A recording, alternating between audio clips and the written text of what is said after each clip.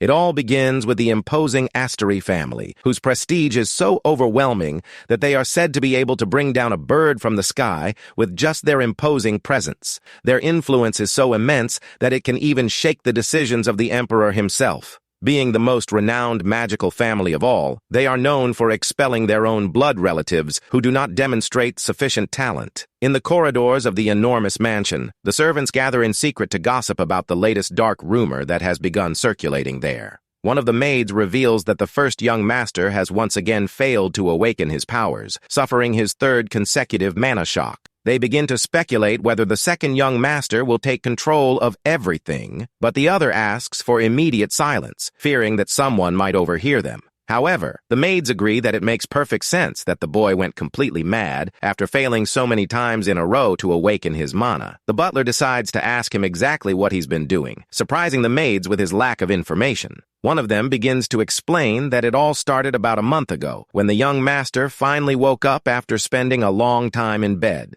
As soon as he opened his eyes, he began to speak completely nonsensical things, leaving all the maids extremely worried about his condition. Without giving any logical explanation, the boy simply ran barefoot out of the enormous mansion in the middle of a fierce storm. He went straight to the backyard, knelt in the mud, and began desperately digging with his hands. After digging so hard that he scraped his own fingers in the rain, what he finally managed to grasp with his fingertips was something bizarre. To the astonishment of those watching from afar in the downpour, the boy lifted what appeared to be just a simple weed from the garden. The butler and the housekeeper are completely shocked to hear that the heir made all this effort just because of the undergrowth. The butler tries to argue that perhaps it was a rare herb, but the maids shout angrily that this is not the real problem. It turns out that, since that fateful day, the young master hasn't gone a single day without repeating the same strange task for an entire month. He spent all that time pulling weeds from the garden floor, while a window on the system notifies him that he has just collected a blue basil plant. Satisfied with the constant floating notifications of his harvests, the young man celebrates the end of another productive day of work in the fields. But in addition to the physical exhaustion in his hands, covered in dirt, the boy notices something quite bothersome while trying to clean his fingers. He notes that he is being closely watched today and laments how exhausting it is to bear the title of eldest grandson of such a prestigious family. The young man introduces himself as Lion Asura, revealing that he used to be an ordinary Korean citizen named Baek Yi-hyun. In his previous life, he worked as a team leader at a regular company, and in a fit of rage against his boss's abuses, ended up quitting, and it was a physical altercation. With plenty of free time after becoming unemployed, he decided to log into an old nostalgic fantasy game that he used to play endlessly in the past. To his complete dismay upon logging into his account, some troll had deleted all of his high-level characters, leaving only his coins. Undeterred by the loss, he decided to create a character from scratch and bought a special character creation pack, managing to strike it rich with excellent skills. Tired of the stress, he decided to focus on a pacifist, healing-oriented build, since he didn't want to have to fight for his life even in a video game, while I'm struggling to get you to like and comment on the video. That simple memory of him smiling in front of the computer ended up being his last recorded memory as Baek Yi-hyun. When he came to, he had woken up in Lion Asteri's body inside that MMORPG, but 50 years after the end of the game's official story. Luckily, the memories of the body's former owner remained intact, which greatly helped prevent him from becoming completely lost there.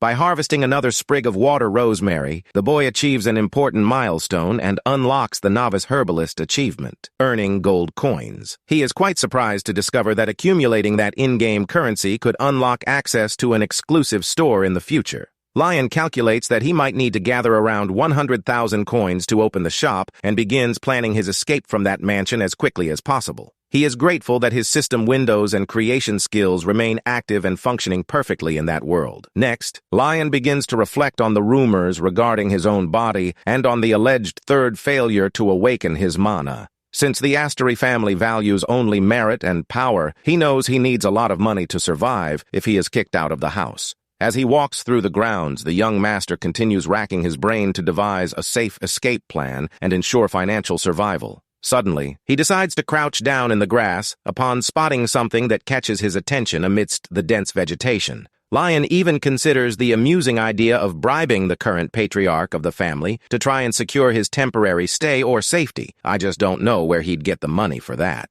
And then he notices this, realizing he needs something valuable, when suddenly he spots an intense blue glow shining in the middle of a nearby bush. Feeling like he'd hit the jackpot, the young man excitedly runs towards the glow. With great care, he plunges his hands into the soil and manages to pull an extremely exotic plant from the ground. The system screen opens, revealing that it is an extremely rare red sun fern, rated with an incredible 3-star rarity rating. Lion excitedly celebrates his new acquisition of the rare plant, but is suddenly interrupted by a serious voice calling him from behind. He tries to ignore it for a second to focus on his immense happiness with the 3 stars, but the person insists on calling him firmly. The young man finally turns around, startled, and finds himself face to face with a shadowy figure dressed in a black hood standing very close to him. He recognizes the rigid and mysterious housekeeper Sylvia, who observes him and comments on his recent obsession with pulling weeds. She is so old that even the book doesn't mention her age. Was she beautiful when she was 150 years old?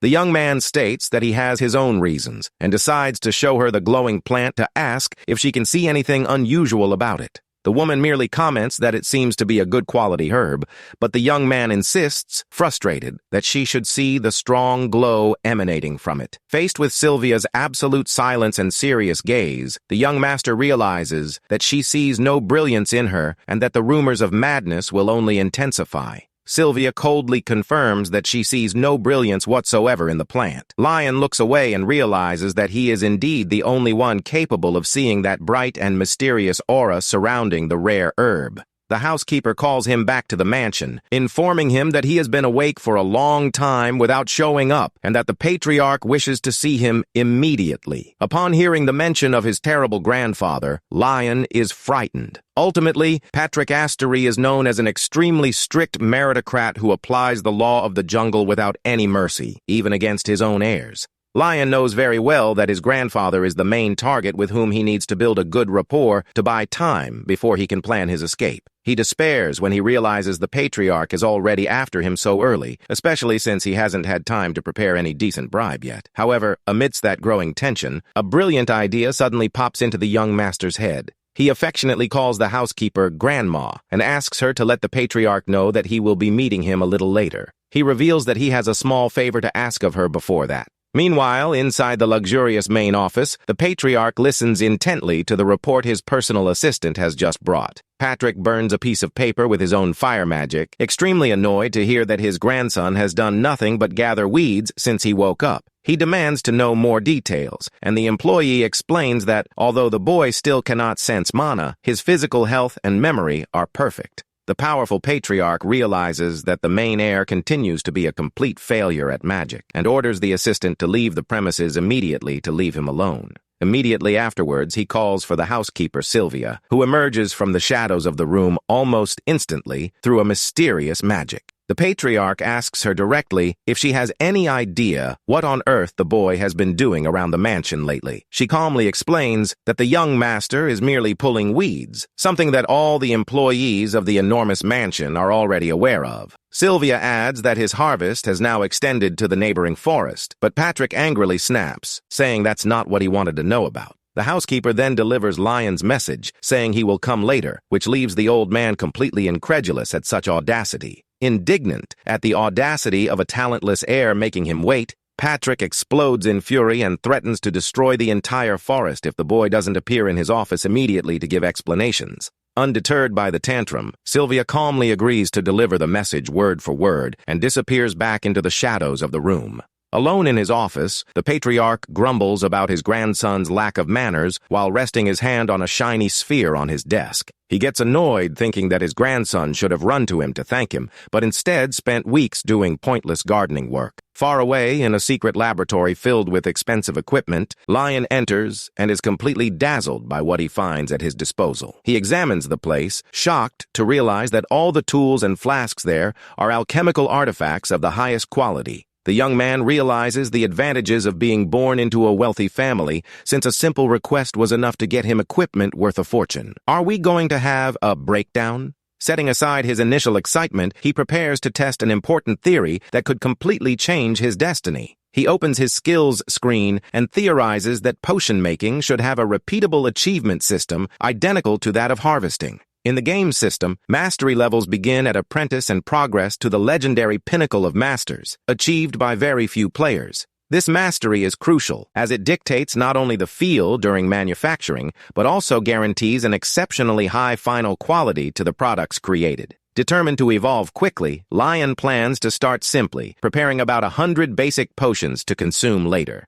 He focuses his energy and places his hands over the steaming cauldron to begin the distillation process of the alchemical formula. The boy activates his special extraction ability, causing an intense golden light to emanate from his hands onto the container. Shortly after, a bright notification confirms that he has successfully created his very first lesser life potion. He celebrates the potion's success upon seeing the red vial in his hands, whose description guarantees the partial restoration of health to whoever drinks it. Without wasting any time, Lion pours the bottle into his mouth and enthusiastically concludes that the quality of the luxury equipment made the job much easier. The system panel indicates that your health has been partially restored and that progress towards the novice alchemist achievement has just begun.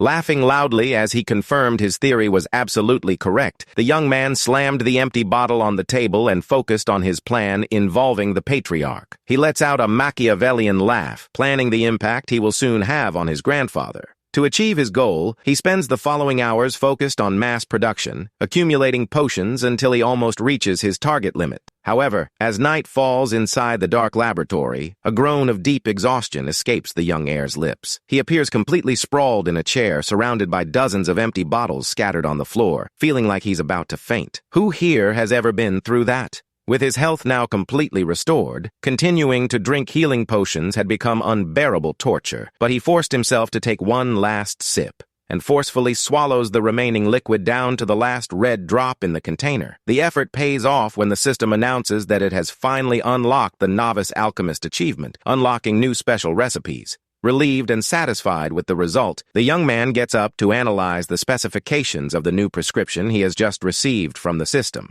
With his eyes shining with renewed enthusiasm and determination, he prepares to put the second part of his plan into action. He begins to throw the rare herbs he had previously gathered into the alchemical cauldron, initiating a new and powerful magical infusion. While continuing to stir the mixture in the cauldron, Lion recalls spending the entire harvest season thinking about what the perfect gift for his grandfather would be. He knows that giving a mana potion would be useless to someone so powerful, just as a life potion would be foolish to someone who has doctors on call all day. That's how he came to the brilliant conclusion of creating a potion focused exclusively on curing the old man's mental fatigue. Lion points out that the patriarch is an extremely busy man who spends his days and nights completely buried under piles of work and obligations. Although great mages can use their own mana to invigorate their bodies and avoid physical fatigue, their minds function in a very different way. Ultimately, the mental exhaustion accumulated from so many responsibilities and daily stress is something that not even the strongest magic can easily cure. Looking at the cauldron, the boy notices that the blue liquid exudes the fresh and invigorating aroma described in the recipe, giving him a wonderful feeling. He recalls that, when he played on the computer, this type of mental fatigue potion was considered complete garbage that players simply discarded at the merchants. However, now that all of that has become a physical reality, that disposable item takes on immense importance and immeasurable value. Lion reaches out toward the distillation equipment and activates his extraction command again, channeling all his energy into the final process. The bright blue liquid begins to float around the laboratory in a spectacular way, reacting to the magical energy emanating from the young alchemist. As a result, happy memories of her past life in Korea begin to magically emerge within the water bubbles floating around her. The system confirms the successful creation of a 2-star mental fatigue recovery potion, which cures tiredness by bringing back happy memories. He is ecstatic to see that he managed to get a 2-star item on his first try, something that would normally only be possible at much higher mastery levels. Did anyone else notice that he wants to give an old man some kind of blue pill to make him feel more energetic? At that moment, a large blue alert appears on the screen, warning that he has just created a potion that should be completely impossible for his current level. Suddenly, an immense magical energy envelops Lion's body, unlocking his potential to form a circle of mana and activating his allocation talent. Shocked by the sensation, he reads the system notification that informs him he can now control mana with far greater precision than other people. The magical bluish energy continues to circulate intensely throughout her body, perfectly synchronizing with the potion in her hands. He closes his eyes to absorb that drastic and unexpected change, feeling the mana finally flow naturally through his veins. With a genuine and relieved smile, the young master looks at his own hand and finally understands the wonderful sensation of possessing true mana. He can't contain his joy and begins to celebrate hilariously and boisterously inside the empty laboratory. While Lion continues laughing and shouting that the power is finally his, a mysterious figure silently observes the scene through the crack in the door. The patriarch's assistant observes the young master's extremely bizarre behavior, who continues to laugh loudly without noticing he is being watched. With a look of deep pity and concern, the employee discreetly closes the door, concluding that the young man has truly lost his mind. Without making a sound, the man walks away down the long, silent corridor of the mansion to deliver his troubling report back to the patriarch. Oblivious to everything, Lion settles comfortably into his armchair, celebrating that he now has magic and valuable potions to ensure an extremely smooth escape from home. He closes his eyes with a peaceful smile on his face, savoring the sweet feeling that everything is finally going exactly as planned. Suddenly, a pang of worry hits his mind, and the boy jumps up startled, realizing he has forgotten a very important detail. He looks around the laboratory for a few seconds in absolute silence, until it finally dawns on him, and he lets out a cry of surprise. Lion immediately remembers his urgent appointment with the terrible patriarch of the Asura family, who must already be on the verge of a nervous breakdown. He realizes that his unforgivable lateness to the meeting has gone beyond all acceptable limits, and that the punishment could be severe. Staring out the window, Patrick lets out a heavy sigh, while Sylvia comments that she doesn't understand why the young master is trying so hard for a potion. Patrick reminisces about his own glorious journey when he was one of the most important warriors in the legendary group of heroes who faced terrifying monsters in the past. As the supreme leader of a dynasty capable of founding an entire nation if he so desired, he holds imposing titles that define his living legend throughout the continent. The old man grumbles that he could easily guarantee a lifetime of luxury and comfort for his grandson, not understanding why he insists on wearing himself out so much with that frail body. Sylvia subtly agrees that the family has plenty of resources, silently observing that deep down, Patrick's irritation is just disguised worry. However, the patriarch turns abruptly to try and deny that he cares that much about how things are going. The housekeeper intervenes and gently reveals that every time she saw him, the young master seemed genuinely happy while making that potion. Patrick retorts angrily and runs a hand through his hair in anguish, questioning what good is Lion's happiness when death may be knocking at his door. He recalls that the boy had just gone through his third mana shock, something so dangerous that surviving even one is considered a near-impossible miracle. In the hallway, the assistant informs the young man that his grandfather has been waiting for a long time, while the patriarch, in his office, laments, wanting only for his grandson to live in peace. A firm knock on the door interrupts the melancholy conversation in the office, and the assistant's voice asks permission to enter. The large door opens, revealing Lion, who enters the room with an upright posture and a polite smile on his face, despite the tense atmosphere. He formally positions himself at the patriarch's table and politely apologizes for his immense lateness to the family gathering. Patrick stares at him with a stern look and crossed arms, coldly questioning why it took him so long to come see him after being discharged from his bed. With complete serenity, the young master explains that going through that terrible and recent mana shock made him reflect a great deal on his role in the world.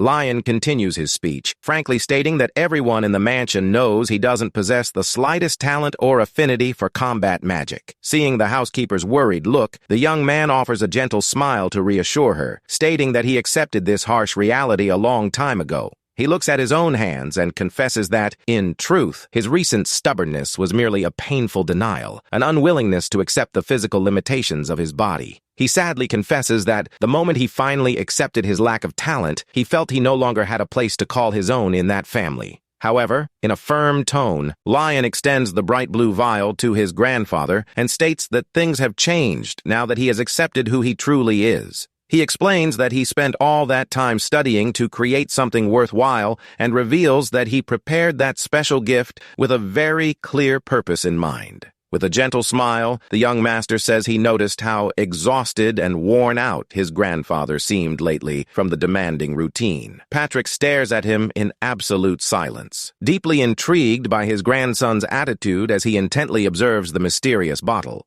The patriarch senses that something very different is in the air, realizing that it's not just Lion's posture or expression, but a profound spiritual shift. Looking at the potion, the old man realizes with emotion that his grandson spent weeks working tirelessly in the garden just to make that remedy for him. A sudden wave of pride and affection warms the patriarch's heart, who finds the young man's attitude and dedication incredibly admirable. However, he quickly tries to hide his emotion and regain his rigid posture, reminding himself of his status as a transcendent warrior. He proudly believes his body is immune to any poison or external effect, while Lion sweetly insists he prepared the potion thinking exclusively of him. Hearing his grandson's kind words echoing in his mind, the patriarch's tough demeanor completely crumbles, and he blushes intensely with embarrassment and happiness. Trying to contain his embarrassment, the old man frowns again and asks sharply if the young man has finished saying everything he had to say. Upon his grandson's confirmation, Patrick coldly orders him to leave the room, and Lion bids him a polite farewell with a respectful bow.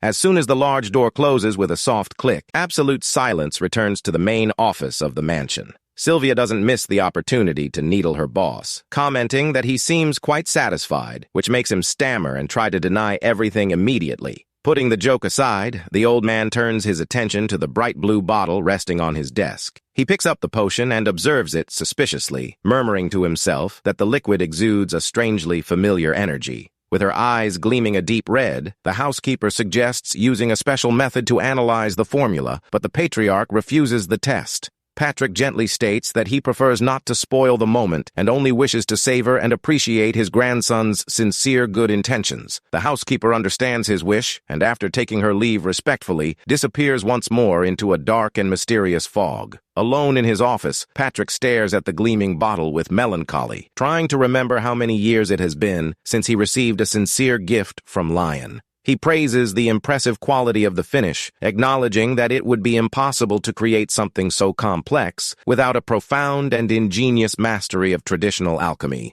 Although he believes the medicine won't have much effect on his superpowered body, he decides to drink the liquid just so as not to waste his grandson's affection. Without further hesitation, the old warrior raises the vial and pours the blue potion down his throat all at once. At that very moment, a refreshing and magical sensation envelops the entire office environment, bringing an indescribable lightness to the space. The patriarch throws himself back in his luxurious armchair, feeling his mind finally calm and relax after years of pent-up tension. Small fragments and memories of sweet and happy moments from her own past begin to float gently through her tranquil consciousness. Unable to resist the immense mental relief, he ends up falling into a deep and restorative sleep, even if only for a few brief minutes. The dream he has during this quick nap is incredibly sweet and peaceful, bringing a comfort he hasn't felt in decades. Shortly after, the powerful patriarch begins to slowly open his eyes, awakening from his brief moment of rest. He is surprised that he was able to fall asleep so easily and realizes that he woke up without that usual feeling of tiredness or sadness that he used to carry with him. Looking at the empty bottle in his hands, he realizes with shock that his mind is completely clear and that his chronic migraine has completely disappeared. Patrick gazes at the sunny blue sky through the enormous glass window of his office, feeling more invigorated than he has felt in a long time. With a slight smile playing at the corner of his mouth, he lets out an amused sigh and mutters under his breath about how his stubborn grandson always does as he pleases. The old man concludes that he cannot simply lock the boy in a room because he is frail and decides that his new goal will be to find a definitive cure for mana shock. Wishing to live many years alongside his grandson, Patrick has no idea that, far away, Lion begins to sob uncontrollably, without understanding the reason for his sudden emotion. Meanwhile, in the outer courtyard, the servants despair upon hearing the terrible rumor that young Master Lion is about to die very soon. A maid spreads the rumor that he even gave the patriarch a farewell gift and speculates about the real reason for his daily obsession in the garden. One of the servants begins to laugh loudly and mock the situation, maliciously suggesting that the boy was merely digging in the ground, looking for his own grave. Suddenly, a loud bang startles the playful boy, abruptly interrupting his mischievous laughter. The gossipy servants flee in fright while the red-haired maid Hannah appears, extremely irritated by the group's lack of respect. The assistant asks if she's all right, and the young redhead angrily vents that yet another of the staff assigned to care for Lion has decided to quit the mansion. Surprised by the recurrence, he listens as Hannah explains that these employees used to boast about how easy the work was, since the foreman didn't require any special care. She rages indignantly about the lack of loyalty and professionalism of those who simply ran away upon hearing the unfounded rumors of Lion's death. Hannah continues complaining about people's ingratitude in the face of Lion's kindness until she notices the panic on her colleague's face, who points tremblingly behind her. Turning around in fright, the young redhead comes face to face with the terrifying governess Sylvia, who demands to know the details of the situation in a rather cold tone. With a serene smile on her face and radiating an overwhelming presence, Sylvia politely asks Hannah to tell her all the details behind this death rumor. A short time later, the morning sun shines brightly on the castle as someone politely apologizes for being late at the patriarch's office. Patrick says everything is fine and asks if there was any urgent problem, but the housekeeper downplays the situation calmly. While the gossipy servants are seen being ejected from the mansion with their suitcases, the housekeeper changes the subject and asks why she was summoned so early by the patriarch. Patrick remained thoughtful and silent for a few moments, making the office atmosphere even more shrouded in mystery. Next, Sylvia presents the empty vial and suggests using a very special ability known as the Witch's Eye to analyze the residue of that potion. She activates her ocular power, and an immense bright pink magic circle appears around the bottle, scanning every detail of its magical composition. Sylvia is completely astonished by the result and stammers as she states that this magnificent formula is something the young master would never have been able to create on his own. With a frightened and tense look, the housekeeper questions whether that shimmering mixture might not, in fact, be the legendary potion used by the hero himself from the past. She is referring to the legendary hero of the world, who mysteriously disappeared without a trace 50 years ago, shortly after ending the Great War against the demons.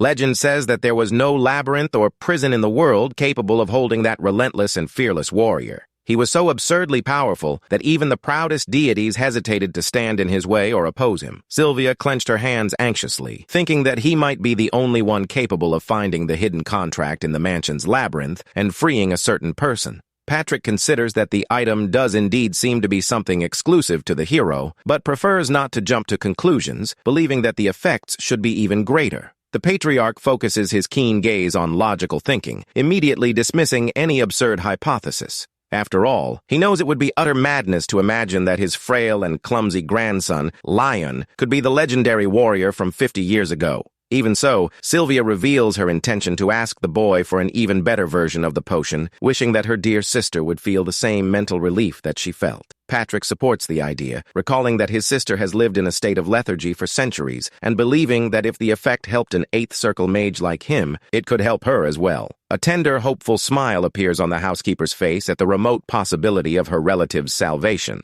Then, the patriarch lets out a loud, relaxed laugh, completely breaking the tense and formal atmosphere from before. She jokes with her boss, saying that the most pointless thing in the world is worrying about a powerful witch like herself, who is 1,000 years old and never gets sick. She asks him not to burden their adorable grandson with unnecessary worries about his health or well-being, leaving Patrick surprised by the advice. Sylvia bows respectfully and thanks the young master sincerely for his kind gesture before returning to her duties at the mansion. The patriarch remains standing in his office, murmuring thoughtfully about his sister's situation and the surprises his grandson has brought him. Some time later, Lion re-enters the office and comments that his grandfather seems to have a rather worried expression on his face. Patrick immediately adopts his tough guy persona and dismisses the comment, claiming it's utter nonsense to suggest he'd be worried about anything. The young man starts making funny guesses about insomnia, lack of exercise, or old age, leaving the patriarch extremely irritated by the mockery. However, Lion hits the nail on the head when he asks if the reason for the discomfort is because of the potion he delivered earlier, causing the old man to hesitate. Deciding to get straight to the point without beating around the bush, the patriarch seriously asks if the young man would be able to brew a higher quality version of that potion. Lion swallows hard and begins to silently reflect that at his current level, it was already extremely difficult to create a 2-star item. He knows the rare herbs are gone, and that the last success was pure luck combined with expensive equipment, making the challenge even more complicated. However, the young master recognizes that he cannot let this golden opportunity with his main investor pass him by and decides to seize the chance with all his might. Before officially accepting the difficult job, the young man decides to ask for whom or for what purpose his grandfather intends to use that new magic formula. Patrick reveals with his arms crossed that he intends to give the new potion as a gift to the housekeeper Sylvia, leaving the young master completely shocked by the revelation. Lion hilariously begins to fantasize that there's a secret romantic connection between the two elderly people, imagining a spark of love igniting there. Moved by the supposed loneliness of the widowed grandfather, the young master emotionally agrees and asks for a 2-week deadline to deliver the new high-quality potion. Patrick's eyes widen and he shouts indignantly upon hearing that he will have to wait a long 2 weeks to receive the blessed alchemical remedy. Desperate at the old man's furious reaction, Lion recoils in fear and promises to reduce the deadline to just 1 week before rushing out of the office. Outside, the young man excitedly celebrates having secured an excellent opportunity to guarantee his grandfather's favoritism and confidence. Inside the room, the patriarch reaches out to try and stop his grandson's hasty escape, but it's too late to reach him. As he walks back to the gardens under the sunny sky, Lion begins to wonder how on earth he'll manage to produce a 3-star item. He knows he doesn't have time to improve his skills with repetitive work, and that buying expensive herbs would be pointless without the necessary skills to handle them. Suddenly, a flash of genius strikes his mind, and he decides to check the menu of that exclusive in-game currency shop in search of useful materials. The system displays a preview menu for items costing less than 100,000 coins, but warns that detailed descriptions remain hidden. Lion is outraged by the absurd prices charged for basic gardening and fishing tools, questioning whether the old wrench for sale is made of pure gold. He grumbles that old items should be cheaper and decides to browse the other tabs on the menu to see if he can find something affordable. He almost falls backward when he sees magic spices costing 10,000 coins each, concluding in frustration that he has absolutely no way to buy anything there. With no easy cheat options through the system's store, the boy realizes he will need to resort to the traditional method of gathering and crafting. Lion recognizes that there is a physical limit to what he can harvest using only his bare hands, and that to obtain high-quality herbs, he needs something essential. He concludes that he urgently needs professional metalworking tools, and the loud sound of hammering echoes from a nearby forge. Inside the noisy workshop, bright sparks fly everywhere as a strong blacksmith works hot metal on the anvil. The blacksmith complains irritably and shouts that he's too busy for interruptions, but his assistant insists he come and see something very important. The assistant excitedly reveals that a wealthy and very important client has just arrived at the workshop, immediately catching the attention of the grumpy blacksmith. The grumpy blacksmith walks to the entrance, grumbling about the visitor, encountering the young master Lion who waits patiently outside the forge. The dwarf blacksmith is completely paralyzed and wide-eyed when he sees Lion's noble figure, politely asking if he is the owner of that forge. Lion, dressed in clothes that clearly scream he's a wealthy young master from a noble family, asks with a radiant smile if he could try his hand at blacksmithing there. Noticing the dwarf's astonishment, the boy extends his hands holding a heavy bag of coins, making it clear that he does not intend to use the forge for free. He opens the bag, revealing an absurd amount of shiny gold coins, offering a more than generous payment for the favor. The reason for all this haste began moments ago, when Lion was examining the metalworking tools displayed outside the forge. He noticed that the quality of common gardening tools left much to be desired, deducing that the master blacksmiths must be too busy creating weapons. Knowing it would be impossible to commission a legendary tool from a master to be ready in just 1 day, he concluded that he would need to solve the problem himself. It was with this audacious plan in mind that he approached the assistant at the entrance to the workshop and asked if he could use the space to work the metal. The blacksmiths find the bizarre request from a nobleman quite strange, while Lion continues smiling and shaking his bag of gold coins. Faced with such glittering fortune right before his eyes, the grumpy dwarf let out a sigh of disbelief and shock. The blacksmith complains that he's already stressed out from the problems with the forge fire, and now he has to put up with the nobleman's whims, while his assistant warns him to be careful with his words. The kind assistant explains to the young master that that amount of gold is excessive for making just 1 hoe, returning most of the money to him. He advises Lion to be more careful of con artists out there, leaving the young man embarrassed, since he had offered that fortune on purpose precisely to avoid being rejected. Next, the assistant turns to his dwarf superior and prepares to intercede on behalf of the generous young nobleman. The dwarf stared at Lion suspiciously, questioning whether such a delicate and well-groomed boy would really have the courage to forge a hoe with his own hands. Lion recalls that dwarves are a race of legendary blacksmiths, known throughout the continent for their unique connection to fire and metallurgy. This is an extraordinary breed, so resistant to extreme heat that they are said to be unable to burn even if they place their hands directly in the flames. In addition to possessing colossal physical strength, dwarves are ruthless perfectionists and extremely meticulous in every detail of their creations. Delighted to find a true descendant of that legendary race in that forge, Lion focuses on the dwarf, who sharply asks what his name is. Upon hearing the name Lion Astery, the blacksmith immediately recognizes the young man's reputation and bluntly asks if he is the famous oddball from the noble family. Ignoring etiquette, the dwarf yells for a workspace to be prepared for the eccentric young man, while the assistant nearly has a heart attack from nervousness. The blacksmith points to one of the fires, freeing up the space, and Lion happily thanks him for the opportunity. The young man tries to ask the grumpy dwarf his name, but the blacksmith simply turns his back and walks away without paying the slightest attention to the question. The assistant, who introduces himself as John, explains that his grumpy brother's name is Mudu and invites the young man to follow him to see the facilities. John begins to guide the young nobleman through the workshop, showing him the shelves filled with shields, swords, and metal tools. He tells Lion to make himself completely comfortable while examining the place as the young master observes everything around him, fascinated by the real work environment.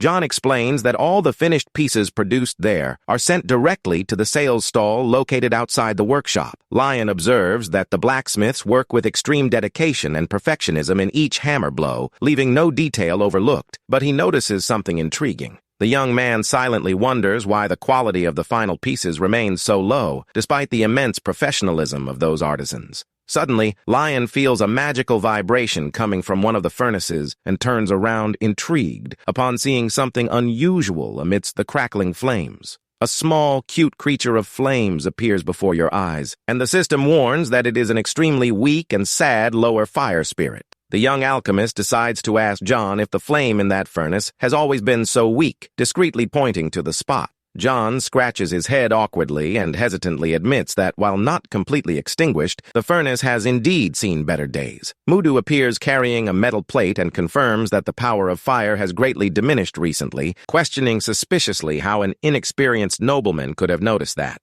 With complete composure, Lion points to the flames and reveals that the fire itself told him that secret, leaving the dwarf blacksmith in a state of complete shock. Lion tries to change the subject and begin his forging work, but is abruptly interrupted by the desperate dwarf, who shouts at him to stop immediately. Mudu dismisses John from the room, claiming he needs to speak privately and in complete privacy with the young nobleman about that mysterious matter. After the assistant leaves, a tense silence fills the courtyard surrounding the workshop as the dwarf stares intently at the boy. Mudu asks directly if Lion really managed to see the creature, and the boy confirms with a calm, slight smile that he saw everything perfectly. The dwarf blacksmith asks hopefully if the boy would be able to cure the creature of flames' problem, and Lion confidently replies that he probably would. Mudu promises that if the boy solves the mystery of the furnace, he himself will personally teach him all the arts of forging. To seal the deal, the master blacksmith guarantees top priority for any future manufacturing orders Lion places, leaving the young man surprised. Lion recalls that the forge in that region is so famous for its legendary weapons that it constantly receives crucial orders from neighboring kingdoms.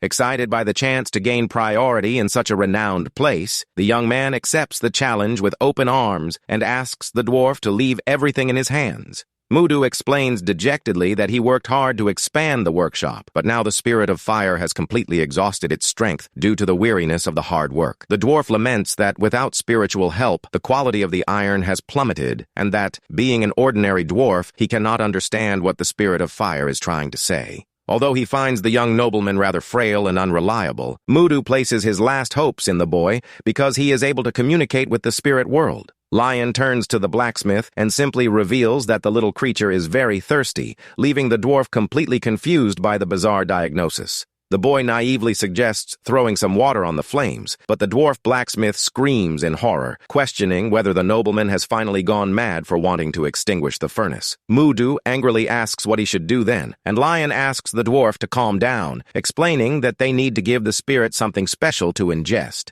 Desperate about the situation, Mudu hastily promises to hand over any of his artwork or treasures if the young man can actually solve the problem. Lion asks seriously to confirm if the dwarf is telling the truth, and Mudu nods firmly, guaranteeing that he will keep his word. With the agreement reached, the two seal the deal with a firm handshake, and the young man promises to begin working on a solution that very night. Night soon falls over the forest's surroundings, bringing an atmosphere of calm and silence as the moon shines brightly in the starry sky. Inside the silent workshop, Lion lets out a soft laugh as he realizes that, even unintentionally, he's ended up working overtime in his new life. He receives new alerts from the system detailing the extreme depletion of the spirit of fire and promises the little creature that he will prepare the restorative drink very quickly. Lion understands that the exhaustion of the spirit was due to overwork in that enormous workshop, and he comically empathizes with the pain of others' work-related stress. Knowing exactly what to do, the young alchemist selects water rosemary from his harvest to prepare a special oil capable of quenching the thirst of the spirit.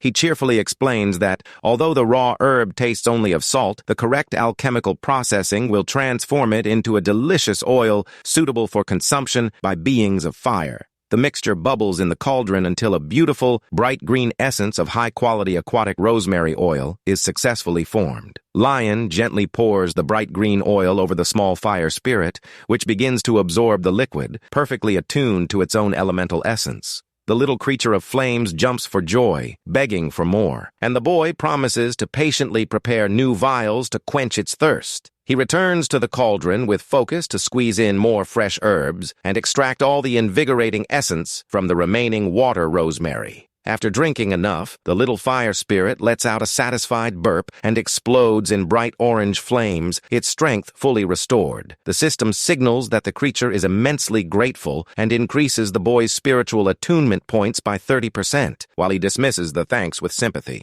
Early in the morning, Mudu rushes into the workshop with open arms, shouting excitedly and celebrating the unbelievable miracle the eccentric young man had performed. The dwarf blacksmith stared at Lion, tears of deep emotion welling in his eyes, completely speechless at that brilliant display of skill and kindness. Mudu notices that the young nobleman seems a little downcast and tired, and asks worriedly if he feels all right after that long night shift. With a weak smile, Lion downplays the concern, explaining that he only stayed up all night working on the potion and that it's nothing serious. At that same instant, the boy suddenly loses his strength and collapses unconscious on the workshop floor, leaving the dwarf blacksmith in complete panic after the fall. Mudu lies in despair over the young man's outstretched body, pleading loudly for the mischievous boy not to die there of extreme exhaustion.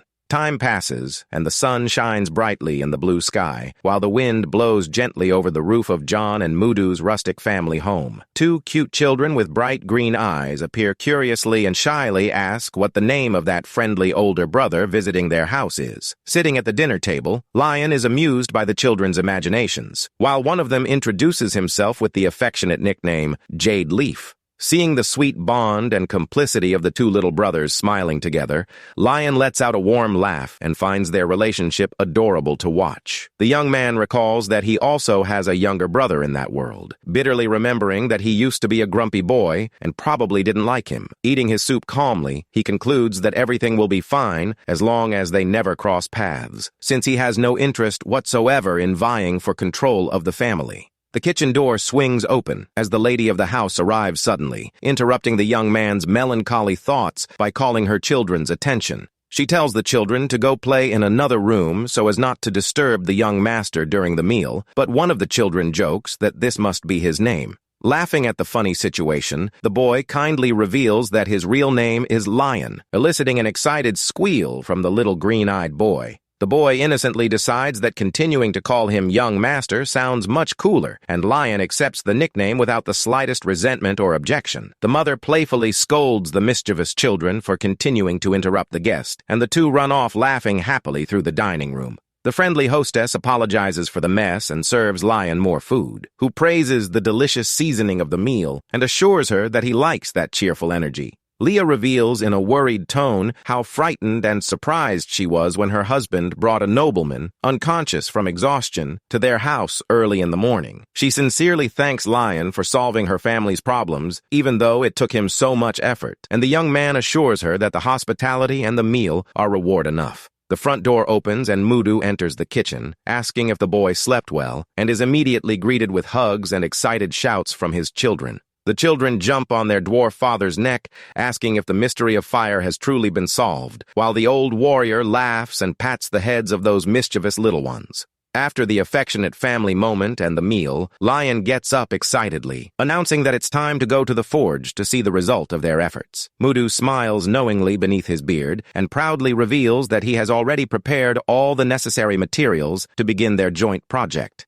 As he approached the workshop entrance under the sunny sky, the young master's eyes widened as he was met with a great surprise awaiting him. He finds a display case filled with gleaming, high-quality metal hoes and sickles, with the dwarf assuring him that all his requests will receive top priority there. Mudu downplays the expressions of gratitude, claiming that it's not the most important thing, and invites the young man to follow him into the inner part of the large smelting furnace. Looking towards the corner of the workroom, Lion is completely speechless upon seeing a gigantic, gleaming pile of metal bars heaped on the floor. Mudu explains that he prepared dozens of iron ingots forged by dwarves to prevent the boy, who had low stamina, from fainting again during the smelting process. Lion remarks, impressed, that the dwarf's forging class is much more rigorous and professional than he expected, and the old man retorts by asking if he thought it would be a piece of cake. With eyes shining with enthusiasm, the boy assures him that he wants to learn the trade as quickly as possible, and the dwarf smiles, praising his determination and artisan spirit. Mudu positions himself in front of the molten metal cauldron and begins to explain that the main secret of a true blacksmith lies in the precise control of the iron's temperature.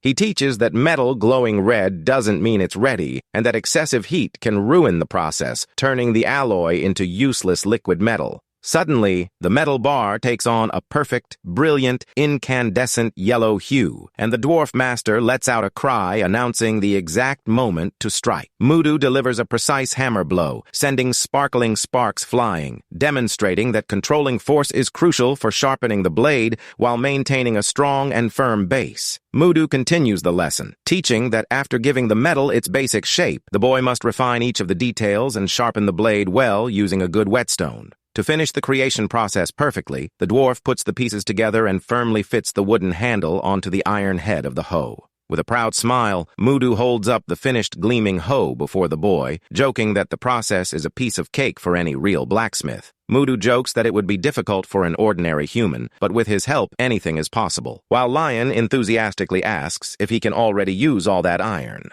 The blacksmith, arms wide open, allows the use of the material, but lets out a sound of surprise upon seeing the young nobleman already carrying a heavy stack of iron ingots in his arms. The dwarf nearly had a heart attack when he saw the boy dump all the iron into the crackling furnace of the fire spirit at once. With a rather confident glance, Lion simply states that he will try his best to master the craft of metallurgy once and for all. He spends the next few hours hammering the iron incessantly under the intense heat, admitting with exhaustion that the practical work is infinitely more difficult than he had imagined. The system warns that your first attempt at using a hoe was completely damaged beyond repair, with only 15% of the initial project completed. Despite the frustration and exhaustion, the boy refuses to give up and decides to keep trying until he masters the exact technique completely. He shouts with determination and resumes unleashing heavy blows on the anvil, while the system shows his progress, gradually increasing with each new attempt. The boy repeats the process under the watchful eyes of Mudu and the little fire spirit, who watch, fascinated, this rapid and determined evolution. Perfectly synchronized with the elemental energy of the furnace, Lion delivers a masterful and precise blow to the incandescent metal plate. An immense explosion of golden light and brilliant sparks fills the entire workshop with the perfect impact of the alchemist's hammer. The system celebrates the success by announcing that your stubbornness has awakened the blacksmith's talent, officially reaching the apprentice level with half the progress completed. Mudu runs towards him, eyes wide, pointing excitedly at the magical energy stored in the hoe and demanding that they finish the piece using that unique power. The dwarf confesses, impressed, that the presence and quality of that newly forged tool seem infinitely superior to any other he has ever seen before. The two work together quickly to sharpen the corners and refine the final edges of the metal under a shower of bright golden sparks. Lion concentrates all his physical strength to fit and firmly secure the wooden handle to the shiny metal frame. The boy celebrates by shouting about his first great masterpiece, an excellent level hoe blessed by the spirit of fire that dramatically improves the harvesting of rare herbs. Mudu praises the boy's brilliant talent, assuring him that the finish of that piece is infinitely superior to the work of most professional blacksmiths in the kingdom. The dwarf says he should celebrate that achievement even more, but Lion just sighs and says he'll take a quick break to rest before the next step. With an enthusiastic and tireless smile on his face, the boy asks the dwarf blacksmith to then teach him how to make a professional harvesting scythe. The dwarf blacksmith's face looked utterly bewildered, unable to understand where all that energy and stubbornness came from in that young, noble, and frail man. He immediately bursts into laughter and praises Lion's absurd and crazy determination, who seems to know no limits to his goals. Mudu happily agrees to teach the boy all the secrets of the trade, while Lion celebrates and thinks that his grandfather's dream is about to come true. Under the bright moonlight in the dark forest, the young master promises himself that he will do everything to ensure the happiness and well-being of his beloved family. The wind blows gently through the treetops of the dark forest, rustling the leaves and revealing a new sunny day of harvesting in the yard. The next day, Lion's new and powerful hoe pierced the damp yard with astonishing ease and absurd force. The young man achieves a new goal and harvests from the ground a very rare star-finger ginseng known for restoring the stamina of those who consume it properly. He is quite surprised by the result, realizing that the superior quality of his newly forged hoe made a huge difference in the harvest of that plant. The young alchemist glances sideways at the surrounding forest and realizes that the benefits of that high-quality tool don't end there. Now that he carries both the hoe and the sickle, he can see an infinitely greater number of rare herbs glistening amidst the dense vegetation. He smiles slightly, realizing that if he improves his skill with the hoe a little more, creating a 3-star potion will be entirely achievable. Encouraged by the rapid progress, Lion decides to crouch down in the grass and continue digging until he gets perfectly used to the rhythm of his new tool. The system displays newly harvested sweet potato and banana leaves and shoots from the fertile soil by the young master alchemist. He enthusiastically confirms that he found a plantation of sweet potatoes and bananas underground, deducing that there must be many more hidden beneath that cultivated area. Suddenly, his hoe emits a bright, fiery glow, startling the boy, who falls back in surprise upon seeing a potato being pulled away, already incandescent. The system reveals that the blessing of the fire spirit of his hoe was successfully activated, guaranteeing him a perfectly baked sweet potato ready to eat. Lion reads the description of the passive effect and realizes, delighted, that this magical blessing can instantly bake any edible food he picks from the ground. He admires the succulent, perfectly golden appearance of the baked potato in his hands, amazed by the sheer power of that high-quality blacksmith's tool. With his mouth watering at the delicious aroma, the young man excitedly concludes that he will eat that treat first, before continuing his tiring work of collecting. He takes a large, generous bite of the sweet potato and jumps in surprise when he notices how hot the food is inside due to the power of the flames. However, he blows out the hot air with his mouth full and happily admits that he prefers to eat the sweet potato piping hot in that traditional winter way. Lion savors the food under the sunlight, nostalgically remembering that baked potatoes always taste better when they're hot enough to almost burn your tongue. He savors the unique sweet and velvety taste of that magical tuber, finding its flavor infinitely richer and more delicious than any other he had eaten in his previous life. The soft texture and mild flavor of the potato remind you of the wonderful sensation of eating a regular baked potato with a glass of cold milk. Lion enthusiastically celebrates his good fortune and the success of his new magic blacksmith's hoe while happily munching on it under the cool forest breeze. He is suddenly interrupted when a small, fluffy white bird flies down from the blue sky and lands gently and curiously right beside him in the grass. The boy gazes at the chubby, fluffy little bird with bright eyes, asking kindly if the small flying creature would also like to eat a piece of his baked potato. Smiling at the presence of the little bird, the boy throws a small piece of his baked potato on the ground to feed the affectionate visitor. The little bird pecks at the food and makes a face of pure happiness, making Lion laugh, who cheerfully encourages it to eat plenty.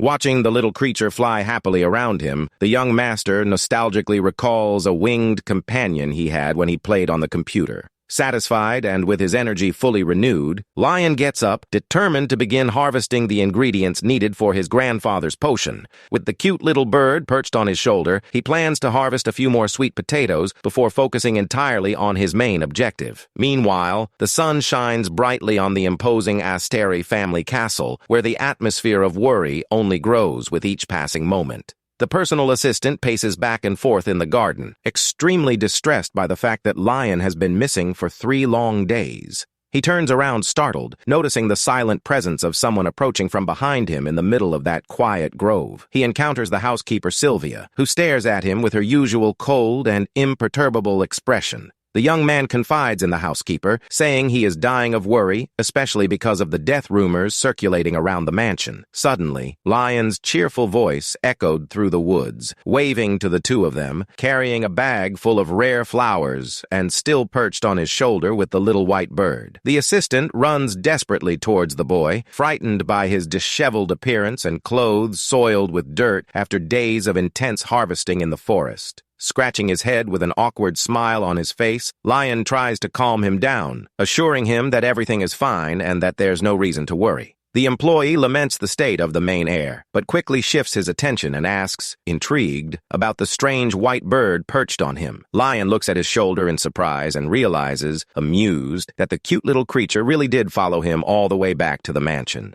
The governess Sylvia approaches slowly with a serious expression, solemnly drawing the young master's attention. She tells him he can stop all that unnecessary effort, leading Lion to deduce that she recently spoke with his grandfather, Patrick. Thinking that his grandfather had spoiled the surprise by telling him about the gift, the boy sighs amusedly, commenting on how boring the old patriarch is. Sylvia is confused by the reaction, while Lion asks her to wait a little longer, since he has managed to gather all the rare ingredients for the new formula. The governess's eyes widened in complete shock upon hearing that the boy had actually managed to obtain all the components for the legendary potion. Lion excitedly runs back to his personal laboratory, promising to prepare the magic elixir as quickly as he can. He shouts at his assistant John not to worry and to focus on his own tasks, leaving the young man still quite hesitant in the garden. John runs desperately after the master, begging him to at least use some medicine to treat the scratches on his hands. Sylvia watches the young master disappear into the distance in absolute silence, his gaze thoughtful and filled with deep emotion.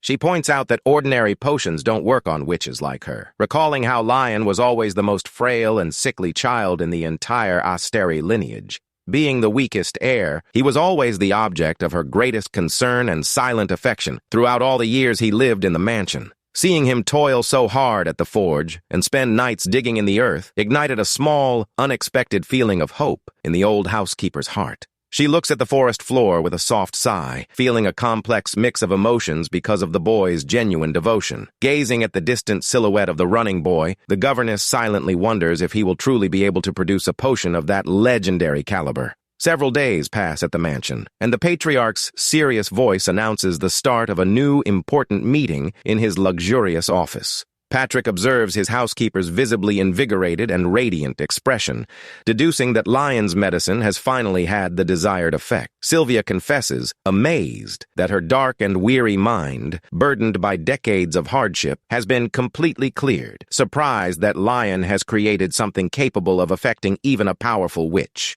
She even suspects that the patriarch used some secret method to help the boy, but Patrick firmly denies it, insisting that he did not interfere in the process. The old patriarch grumbles, pointing to the gigantic piles of documents on his desk, claiming to be too busy just organizing Lion's coming-of-age ceremony. Sylvia swallows hard and reflects that if the young master truly produced that legendary elixir without outside help, it will represent a great danger in another sense. She fixes her gaze on the small bottle on the table and concludes with conviction that the mixture does indeed resemble the legendary potion used by the hero. In traditional storytelling, the hero is a tragic figure who emerges alongside calamities and monsters only to save the world before it is consumed by evil. Despite all the public glory, this savior's personal life is filled with immense loneliness, despair, and a profound emptiness stemming from his difficult choices. As soon as peace is restored on Earth, this figure of salvation simply disappears suddenly, as if it were a mere disposable object created solely for that purpose. Patrick clenches his fists tightly and bitterly agrees with the housekeeper's words, remembering that these warriors do indeed disappear without leaving the slightest trace. He laments that all of his former comrades and descendants continue to desperately search for clues about the missing hero, without any success whatsoever. Faced with all this melancholy legend, the patriarch ponders with deep concern what they would do if Lion truly proved to be the reincarnation of that tragic hero. Patrick firmly states that losing his former comrades in arms in the past was already painful enough, and that he absolutely refuses to go through that with his grandson. With a discreet smile appearing on her face, the housekeeper agrees and says that, in this case, the time has come to protect and hide her little heir very well. Sylvia makes an elegant curtsy and formally announces her retirement from her position as housekeeper of the mansion, leaving the patriarch completely shocked by the news. Patrick slams his fist on the table indignantly, questioning whether it makes any sense for her to give up her long-awaited personal freedom just to watch over and hide young Lion. He says his greatest wish has always been to free her from the family contract so she could rest, but the old housekeeper interrupts him, calling him firmly by name. She looks at him serenely and repeats her advice that worrying about the fate of a powerful witch like her is the most useless and pointless thing in the world. Sylvia walks towards her shadow portal and calmly remarks that she has memorized every single word of that ancient magical pact. She walks through the dark fog reciting the rules of the contract that prevent her from leaving Astery territory, but which guarantee her the right to live there as a human. Housekeeper Sylvia begins to disappear into her own shadow portal, thinking about how that sweet young man has allowed her to live in a much more human way lately. With a tender smile, she promises herself that she will protect the young master closely with all her might. Meanwhile, in the mansion's main office, a young man reads some reports and asks, quite confused, about the sudden arrival of a new maid. That's Lixil Asteri, the second son of the family, who is intrigued to learn that the new servant has been hired to be the exclusive governess of his brother Lion. Lixil is considered a true genius without precedent and the youngest fourth-circle mage in the entire history of the continent. Many say he is the heir who most resembles the strict patriarch Patrick, using his precocious talent as an extremely powerful weapon. Given his meticulousness, the sudden appearance of this new maid right after Sylvia's abrupt retirement seems rather suspicious to him. He reviews her file and concludes that it makes no sense for Sylvia to retire because of a simple potion, suspecting that something very wrong is going on there. Everything becomes clearer when we remember what happened the previous night. Inside the young prodigy wizard's room, Lixil was talking to Sylvia and commented that she seemed too cheerful for someone who was about to retire and leave the mansion's services for good. The elderly housekeeper placed her hand on her chest and explained that the healing potion Lion had given her had worked a true miracle on her weary health. The young man stared at the woman with a bead of sweat on his forehead, admitting that he still couldn't swallow that bizarre story about his talentless brother. Sylvia smiled slightly and suggested that if he was so curious to know the truth, he should go and see his brother with his own eyes. She further poked at the young man's pride by reminding him that he used to follow Lion everywhere when he was a child, making Lixil look away, his face turning red. Laughing at his embarrassment, the old housekeeper assured him that she was telling the absolute truth and offered the young man some valuable advice. She suggested that perhaps it would be a good idea for him to secretly follow his older brother for a whole day to draw his own conclusions. Lixil ended up not stopping her from leaving because he saw she was relieved, but he still thought it impossible that all of that was really the fault of his silly brother. Determined to unravel this mystery, the young wizard dons his cloak and decides to go to Mimir's forest to see what Lion is up to there. The scene then shifts to Mimir's forest, a dark and dense region located within the imposing territory of the Asteri family. Walking through the darkness, Lixil complains that the place remains as gloomy and closed off as ever, without even a decent path to walk on. He leans against a tree and wonders what his brother could possibly find so interesting there, since he could have simply sent the servants to gather the herbs. Suddenly, a strange, repetitive noise coming from the middle of the woods catches the boy's attention, and he goes on high alert, trying to understand the sound. As he pushed aside some bushes, he came across the silhouette of his brother Lion, crouching on the ground in the middle of the dark night. Lixil watches Lion holding a strange, glowing root, trying to figure out what on earth his older brother is doing there alone. His eyes widen as he watches Lion open his mouth as wide as he can, preparing to bite into that dirt-covered root with all his might. Desperate at the bizarre scene, Lixil draws his staff and yells at his brother to stop immediately. The young man conjures a wind spell and strikes Lion's hand from afar, yelling that he cannot eat something so filthy and full of dirt. After the magic's impact, a total silence falls over the place as the two brothers stare at each other in a state of utter mutual shock. At that moment, Lion falls to his knees and begins to cry dramatically upon seeing that his delicious baked banana sweet potato has been completely destroyed. Furious at the waste, he shouts, asking who's there, while Lixil is completely taken aback, realizing the magnitude of the misunderstanding. Lion finally recognizes his brother and asks what he's doing there, leaving Lixil panicked for having ruined his secret espionage plan. However, the young master begins to fantasize that Lixil traveled to that dangerous forest simply because he was extremely concerned about his well-being. The boy panics completely, believing his genius brother has come personally to keep a close eye on him, although the reality is quite different. Lixil tries to maintain a serious demeanor and apologizes for the sudden use of magic, but argues that he couldn't let him eat something so dirty and unhygienic. He asks if the sweet potato in question is that starchy root vegetable, leaving Lion completely speechless with such a technical definition for a simple food. Lion, shocked, asks if his genius brother has truly never eaten a sweet potato in his life, eliciting a rather confused and shy reaction from his younger brother. The older man jokes that he's missing out on the best things in life, leaving Lixil quite embarrassed and thoughtful about the importance of it all. Lion asks him to sit down and wait a moment, explaining that he will dig up some more sweet potatoes nearby so they can eat together. Before walking away, the boy turns around with a big smile and asks if the family prodigy knows how to use basic fire element magic. Lixil nods and assures them that lighting a small fire is the simplest task in the world for someone of their caliber. The young prodigy sits on a fallen log and uses his immense talent to create a perfect, cozy campfire in the middle of the dark woods. Lion returns carrying a huge pile of fresh potatoes in his arms and cheerfully asks if the fire is ready for use. To the young wizard's complete astonishment, Lion simply throws all the raw sweet potatoes directly into the middle of the intense flames of the bonfire. Lixil worriedly questioned whether they wouldn't burn completely like that, but Lion assured him that the thick shell would protect the inside, allowing it to bake perfectly. The two brothers sit side by side in absolute silence on the fallen log, watching the fire crackle while they wait for the food to be ready. Lion decides to break the ice and starts a conversation with his younger brother in a very soft and welcoming tone of voice. He explains that sometimes it's very good to take a break from the stressful study routine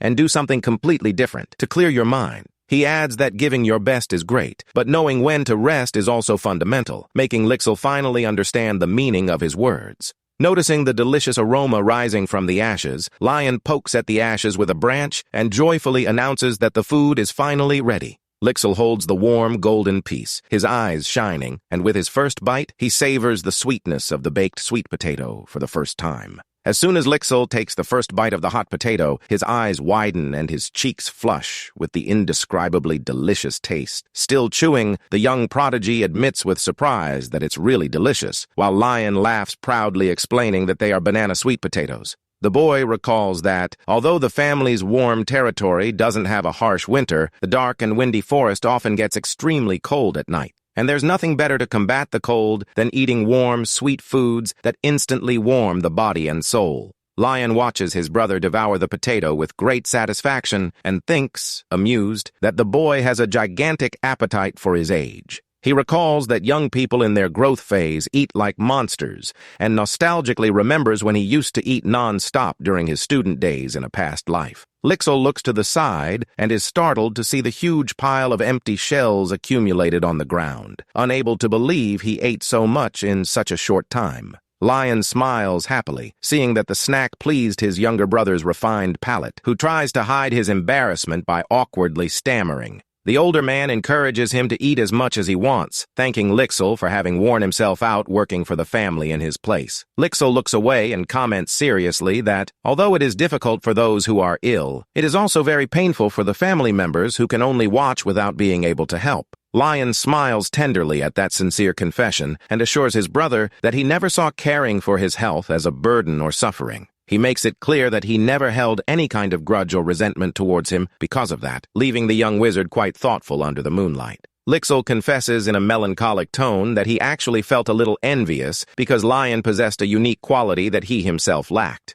The boy quickly stammers that he's satisfied with his position and will continue to do his best, eliciting a warm laugh from Lion. Lion observes his reaction and fondly thinks that despite all his genius-level talent for magic, his younger brother is still just a child. The older man advises that he's old enough to be a little selfish and that, if he gets tired of studying, he should just follow his heart and have fun sometimes. With a friendly pat on Lixel's back, Lion praises him, saying that he has done an incredible job and has worked incredibly hard up to this point. Observing the beautiful starry sky above the forest, the young wizard concludes that Sylvia was absolutely right and feels extremely happy to have gone to see his brother. The next day, back in the comfort of his room in the mansion, Lion examines his system panel and rejoices upon seeing that he has already accumulated more than 70,000 coins. He calculates that he will soon be able to use the system's exclusive shop, grateful that his level has risen so much while he prepares the formulas to cure Sylvia. The boy chuckled mischievously at the thought that his grandfather had been rejected by the old housekeeper, imagining the fury the patriarch would feel if he heard that. Lion throws himself onto the bed with open arms, relieved to have gotten closer to Lixel and to no longer have to worry about being kicked out of the house anytime soon.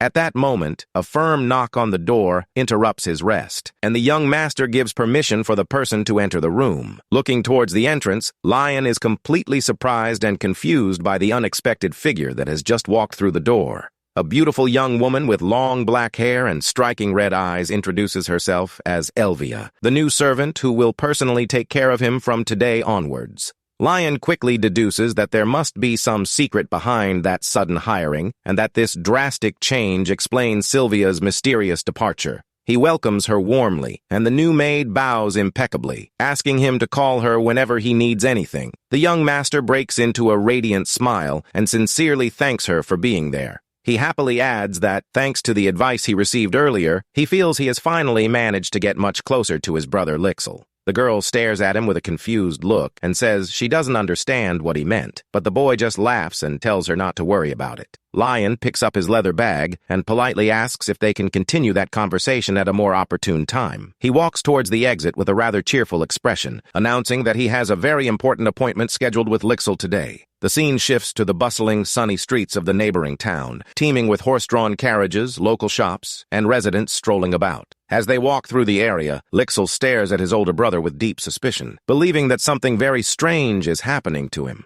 The young wizard racks his brain trying to understand how Lion's stamina remains low even after the boy climbs up and down mountains every single day without fail. Lixel suspects that the constant fatigue might be a side effect of the mana shock and decides he needs to take his brother to be examined by a priest. Since the mages don't have a good relationship with the temple, Lixel puts his hand on Lion's shoulder and walks more slowly to prevent him from feeling unwell before the family ritual. He knows he needs to find a discreet way to have his brother consult with a priest without drawing the attention of the temple or the patriarch himself. The young man plans to use volunteer work as an excuse, since religious doctrine encourages this practice and would facilitate a natural approach to the priests. Lion asks where they are going, and Lixel explains that nobles would attract too much attention there, making it necessary to buy some items for a perfect disguise. The older man curiously deduces that they're going into some local tailor shop, but the young prodigy immediately and seriously denies the guess.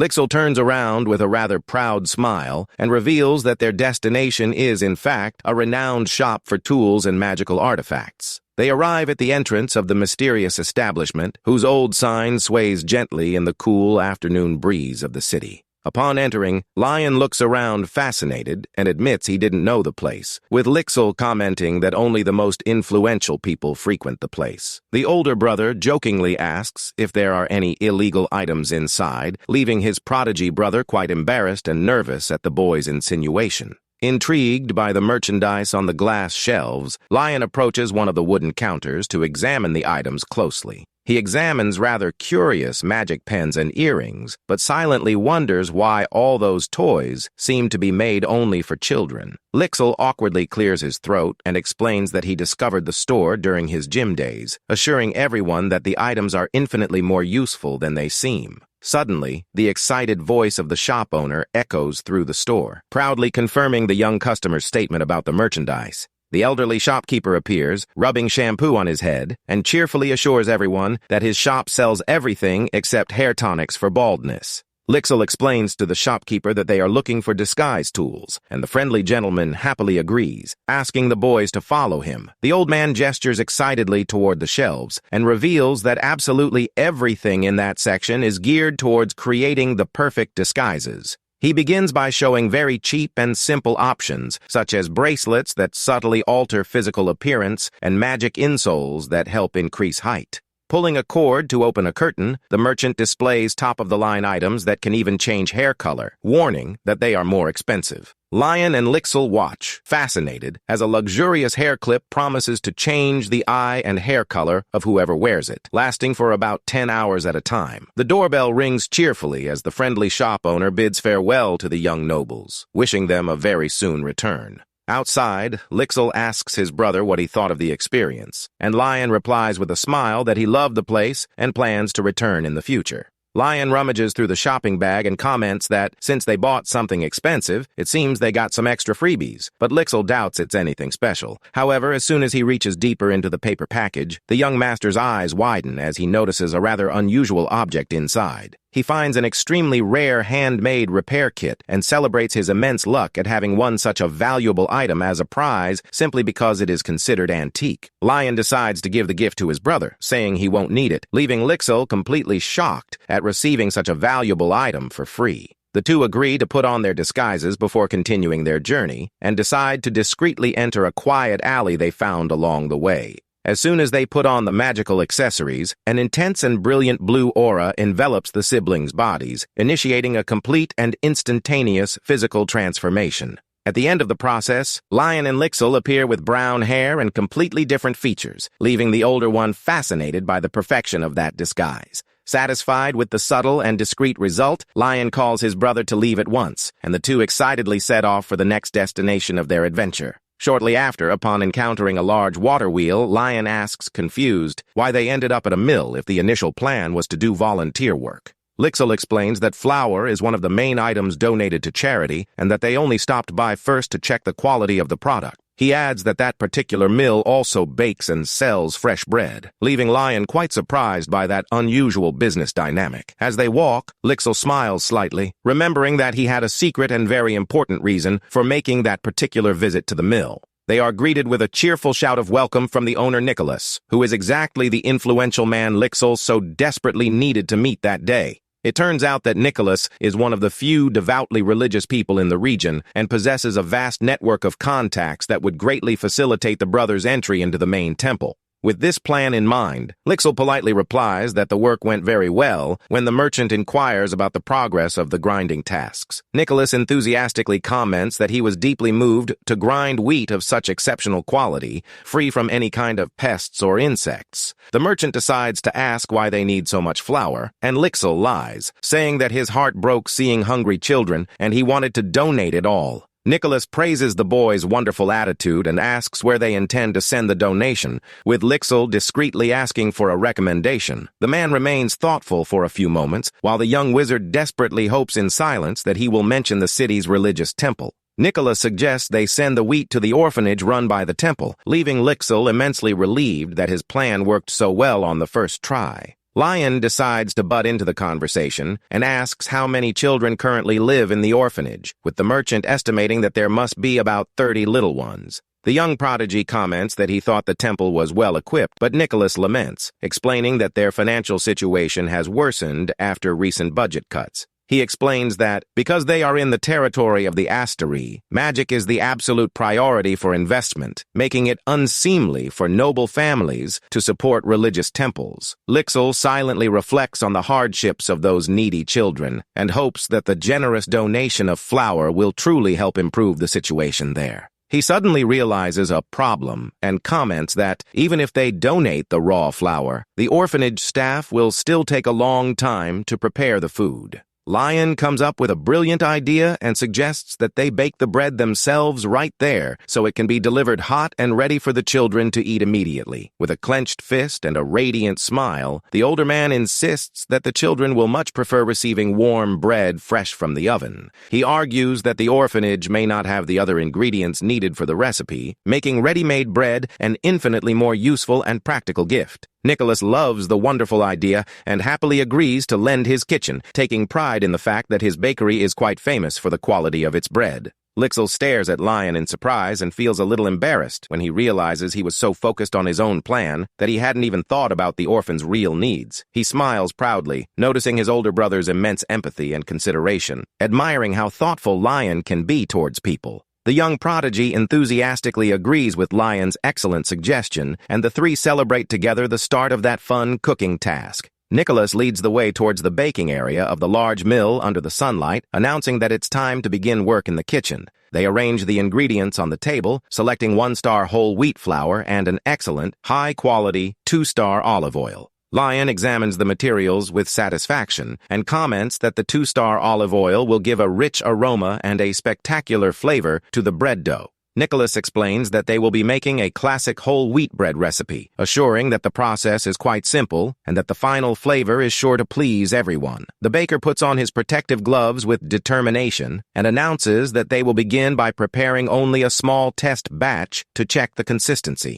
He demonstrates the initial process, teaching that the secret is to mix the flour well with the exact amounts of salt, yeast, and fresh milk. The master baker explains that, after kneading the dough well, it should rest in a container greased with olive oil until it rises and doubles in size. Nicholas explains that, after the dough has risen, it's necessary to remove all the air trapped inside with your hands before mixing in some crushed sunflower seeds. With a swift movement of his hands, the baker displays the perfectly shaped, smooth dough, ready to go straight into the bakery's hot oven. Working at his workbench, Lixil easily shapes his own bread rolls and thinks with satisfaction that preparing bread is infinitely easier than using combat magic. He glances to the side to see if his brother has finished his part, while Nicholas also turns around curiously, asking if the young master is still working on the dough. Lion scratches his head awkwardly and asks for a few more minutes to finish, explaining that he's finally starting to get the hang of it. Nicholas happily agrees and decides to open the large oven door to check the result of the first batch they prepared.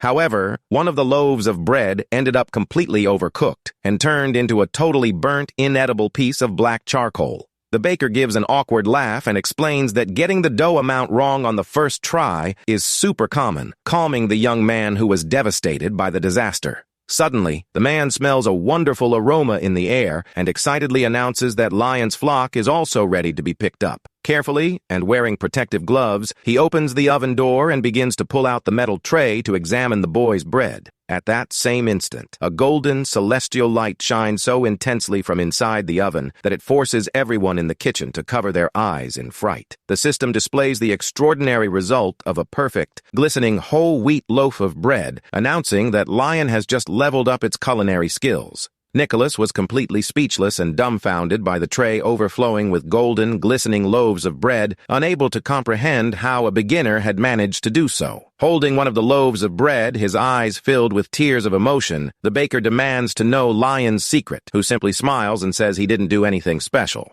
The young man explains affectionately that he wanted the children to eat the most delicious bread possible today, even though he can't do that for them every day. He admits that he only cut off the top of the dough to make it look nicer, and was quite surprised that it turned out infinitely better than he had expected. The master baker realizes he misjudged the rich boy, while Lixil proudly praises his brother's innate talent for cooking amidst Lion's modest laughter. Faced with such sincerity and dedication from those brothers, Nicholas suddenly announces that he needs to leave urgently and asks them to take over the kitchen for a moment. Lion apologizes for disrupting his work routine for so long, but the kind baker assures him with a smile that it's nothing of the sort. Without wasting any more time, the man rushes out the mill door, promising to return to help them as soon as he can. Lixil worries that he has overburdened the shop owner, but Lion reassures him that everything will be all right, and that they should continue baking the children's bread. Determined not to be left behind, the young prodigy puts on his gloves and challenges his older brother to a fun and friendly culinary competition. The two spend the next few hours working in perfect harmony, while the system displays constant notifications about Lion's progress in the kitchen.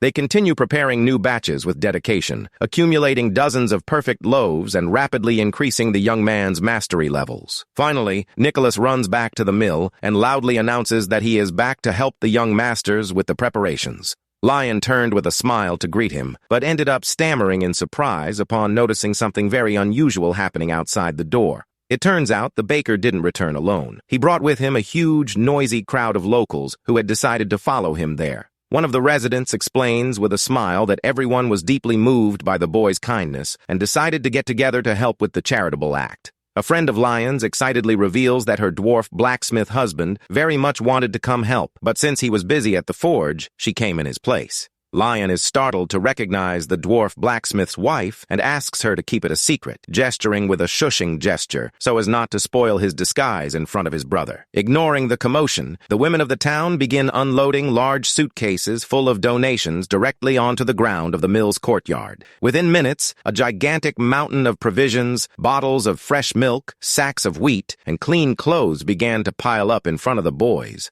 An incredibly strong resident appears, carrying a gigantic stack of heavy sacks on her back all at once, leaving Lixil and Lion completely speechless. Lixil stares in shock at that colossal force and discovers that the kind woman used to fight bears in the forest when she was younger. Lion is extremely moved by the enormous amount of donations and comments to his brother about how kind and united the people of that region are. Faced with such generosity, Lixil feels a pang of shame when he realizes that his only initial goal was to use the baker to gain access to the temple. He focuses his gaze on his older brother and fondly reflects that, provided he manages to fully recover, Lion will surely do great things in the world. The young wizard smiles tenderly as he contemplates his brother's genuine happiness amidst all those simple people in the village. A few hours later, the group finally arrives at the imposing orphanage run by the temple, located in the heart of Asteri territory. Upon seeing the enormous amount of supplies brought by the boys, the director of the facility bursts into tears of emotion and repeatedly thanks them on her knees. She asks how she can repay such kindness, and Lion replies with complete modesty that it's nothing special and that he's simply happy to be able to help. Two curious children approach the basket and marvel at the delicious aroma emanating from the bread, being instructed by the director to thank them first. In another corner of the courtyard, the orphans celebrate and jump for joy as they rummage through boxes filled with beautiful clothes and new toys brought by the crowd. The director asks if the young people would mind distributing the bread directly to the children, while she takes charge of carrying the rest of the boxes. Lion crouches down smiling and begins handing out the warm bread rolls to the children in line, who thank him excitedly with eyes shining with happiness. In the midst of that noisy celebration, Lixil suddenly falls silent and looks intrigued towards the entrance gate of the orphanage. He spots a little boy with dark hair standing alone with his arms crossed under a tree, watching all the movement from afar with suspicion. As soon as he realizes he's being watched by the young noble wizard, the boy gets scared and runs away to hide in the back of the building. Intrigued by the boy's behavior, Lixil decides to ask the headmistress who the unruly little boy is, discovering that the boy's name is Peter. The woman apologizes for Peter's standoffish behavior, explaining sadly that the children there sometimes don't know how to react to displays of affection. Lixil watches Peter's distant silhouette disappear down the corridors and repeats the boy's name thoughtfully, feeling that he needs to do something for him. A short time later, the young wizard comments with relief that they finally managed to feed all the children who were in the orphanage courtyard. The principal notices Lion walking away towards the back, carrying a wicker basket, and asks him where he is going. The boy turns around with a slight smile and simply reveals that little Peter is the only one there who hasn't yet received his piece of bread. The director explains to Lion that Peter's adoption was canceled 3 times because he was too shy, and since then, he has refused any food or donations he receives. Lion observes the boy huddled under the tree and realizes that he seems to be about the same age as the other children he has met in the village. The boy's gaze lingers on Peter's thin legs, and he worries that the boy is visibly malnourished and too thin for his age. In an extremely gentle and friendly tone of voice, Lion calls Peter's name, causing the little boy to shrink back in fright at the sudden approach. Lion crouches down beside him in the grass and says he brought something delicious, explaining that all the other children have already eaten and that only his piece is left. The boy dramatically displays the warm, golden bread, commenting on how crispy the crust is and how incredibly soft and flavorful the inside is. Suddenly, Peter's stomach growls extremely loudly and noisily, completely breaking the tense atmosphere from before. Lion smiles, confirming that he is very hungry, but the boy quickly turns his back, pouting, and pretends he's not at all interested in the bread. The boy silently reflects that if it were just a silly childhood tantrum, he would know how to playfully resolve the situation. However, realizing that Peter is refusing food, even though he is starving, purely out of wounded pride, Lion concludes that the boy will need some time to calm down. Meanwhile, the other volunteers begin to cheerfully say their goodbyes at the orphanage's main gate, thanking everyone for the day's excellent work. Peter slowly opens his eyes under the shade of the tree and realizes, confused, that he ended up falling asleep and dozing off for quite a while on the grass. He gets up relieved, thinking everyone has already left, but soon grumbles angrily, calling all the volunteers heartless hypocrites. Peter complains that the nobles only want to satisfy themselves by pretending to do charity before leaving and never returning, becoming startled when Lion asks if he has woken up. The boy jumps in fright and shouts, asking why the young man is still there, and Lion replies, laughing, that he was sleeping so soundly that he preferred not to wake him. Lion shows him the golden bread and asks kindly if he wants some, commenting that he's starving and would love to share the snack with him. Peter turns his face away sulkily once more, and Lion calmly asks if the boy is absolutely sure he won't bite. With a mysterious and confident smile playing at the corner of his mouth, the young master agrees and decides to change his strategy to convince the stubborn little boy. Without any warning, Lion grabs the bread with both hands and rips it open abruptly right in the middle, making a sharp noise that startles the boy. Next, the boy bites off a generous chunk of one of the halves right in front of Peter, who completely panics, not understanding what he's doing. With his mouth full, Lion replies that he's just eating, and that since the boy didn't want any, it would be a great waste to throw away such delicious bread. Peter is completely speechless and desperate when he sees that the boy actually intends to devour his precious snack without leaving a trace. In a hurry not to lose his portion, the little boy quickly stretches out his hand and snatches off the other half of the bread, shouting that he will eat it. Peter takes a big bite and is completely amazed, his eyes shining as he tastes the incredibly delicious and soft flavor of the freshly baked bread. The boy devours the bread quickly, his cheeks full, while Lion watches him with a serene look, very pleased with the outcome of his plan.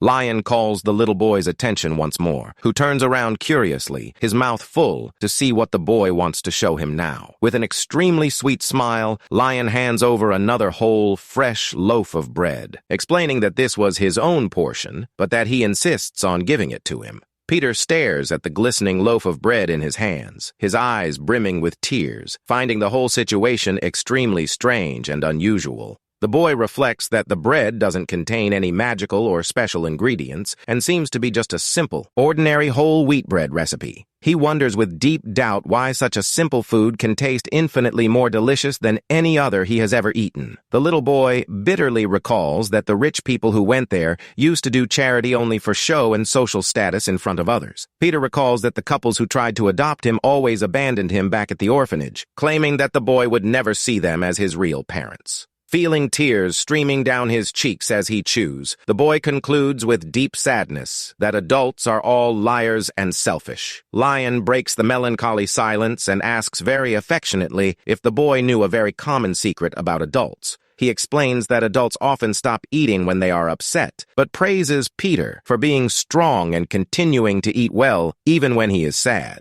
Lion breaks into an incredibly radiant smile under the sunlight and confesses that, while baking the bread, he hoped it would bring happiness to whoever ate it. The young master tenderly says that he is extremely happy to see the boy enjoying the bread like that, leaving Peter completely speechless and moved. Lion playfully asks if he's crying, and the little boy, blushing with embarrassment, shouts back that the tears are only because the bread is too delicious. Laughing sympathetically at the little boy's pride, Lion asks to confirm if that's really the only reason, and Peter nods shyly. The boy stares at the ground for a few moments, and in a very soft and shy voice, thanks the young man from the bottom of his heart for his kind gesture. Lion extends his pinky finger to Peter and promises that he will bake even more delicious bread to bring to him on his next visit to the orphanage. Peter stares at the outstretched finger, surprised by the promise, and Lion confidently assures him that he has never broken a single oath in his entire life. The young master winks with a charming smile and asks little Peter never to forget that important agreement between the two of them. The two seal the deal with a firm pinky squeeze, and Peter smiles as he promises to eat 2 whole loaves of bread the next time he comes. Lion strokes the little boy's head and playfully tells him he should eat 3 right away, laughing at the boy's amusing complaints as he feels challenged. The director observes that affectionate scene from afar, her hand on her chest, deeply moved by the sensitivity and tenderness shown by the young nobleman. She cries tears of joy upon realizing that it had been a long time since she had seen little Peter smile so purely and sincerely at someone. Lixil observes everything in silence and feels ashamed for having ignored the children under the pretext of being busy, deciding to invite his brother to see the other orphans. The young wizard watches Lion walking hand in hand with Peter and reflects in admiration that such a pure and sincere person truly deserves all the divine blessings in the world. The sun begins to set on the horizon, painting the sky in reddish hues, while the children wave happily, bidding farewell to their siblings who promise to return soon. The orphanage director asks the two to stay a little longer, insisting that she cannot let such generous volunteers leave without receiving proper thanks. She joyfully explains that she contacted the temple and that the high priest himself is coming to the orphanage today to bless the children. The woman suggests that the two brothers receive a special blessing from the priest before leaving to return home, leaving the boys completely shocked by the surprise. Lixil silently celebrates his plan's success and politely accepts the invitation, saying it would be very rude to refuse such kindness. Delighted with the positive response, the director makes a polite gesture and invites the young nobles to accompany her to the interior of the large building. As she explains that the high priest should be arriving soon, the loud sound of horses' hooves begins to echo outside the gate. A luxurious white carriage approaches rapidly, and through the window, a very elegant man wearing glasses observes the spot where the vehicle is parking. Inside the visiting room, Lixil suggests that his brother avoid the meeting for fear that the strong presence of the temple might somehow harm his frail health. Lion immediately agrees and decides to get up in a hurry, claiming he just remembered an urgent appointment he needs to attend to back at the mansion. He bids farewell in a cheerful and hurried rush, telling his brother not to worry and to enjoy his time, leaving Lixil astonished by such ease. The young prodigy reflects that Lion's departure was for the best, as it would have been very dangerous if the priest had discovered their true identities and harbored resentment towards the family. Lixil opens the door to the room, determined to test the man's intentions first, and is greeted by a very soft voice that politely welcomes him. The high priest formally introduces himself as Licht and prays that divine grace be with the mysterious benefactor who helped the orphanage with such generosity. Licht mentions that he learned from the director about the sponsor's desire to maintain complete anonymity regarding the donation, and Lixil calmly confirms that the information is correct. The young man notices that the priest is much younger than he had imagined, and deduces that he must be someone extremely important to have come to pray personally in that place. The cleric sincerely thanks them for the good deeds that greatly helped the temple, but the young mage downplays the praise, saying that the success of the donation was a collective effort. Lixil is keen to point out that the true mastermind behind all that charity and bread production was his older brother, drawing Licht's attention. The priest asks if he is referring to the boy who had to leave early because he wasn't feeling well, and Lixil confirms seriously. The young nobleman clenches his hands tightly and confesses with concern that his older brother is extremely frail and suffers from a serious illness. Lixil opens his heart and confesses that his true goal in doing all that charity work was to bring his sick brother to see him for a consultation. Licht asks the boy to calm down and deeply regrets that someone as kind and generous as his brother is going through such physical suffering. However, the cleric reveals that he also had to secretly leave the temple to be able to make that visit, leaving the young wizard quite surprised by the revelation. Lixil notices that the priest maintains a completely enigmatic expression beneath his glasses, unable to decipher whether he is refusing or accepting to perform the consultation.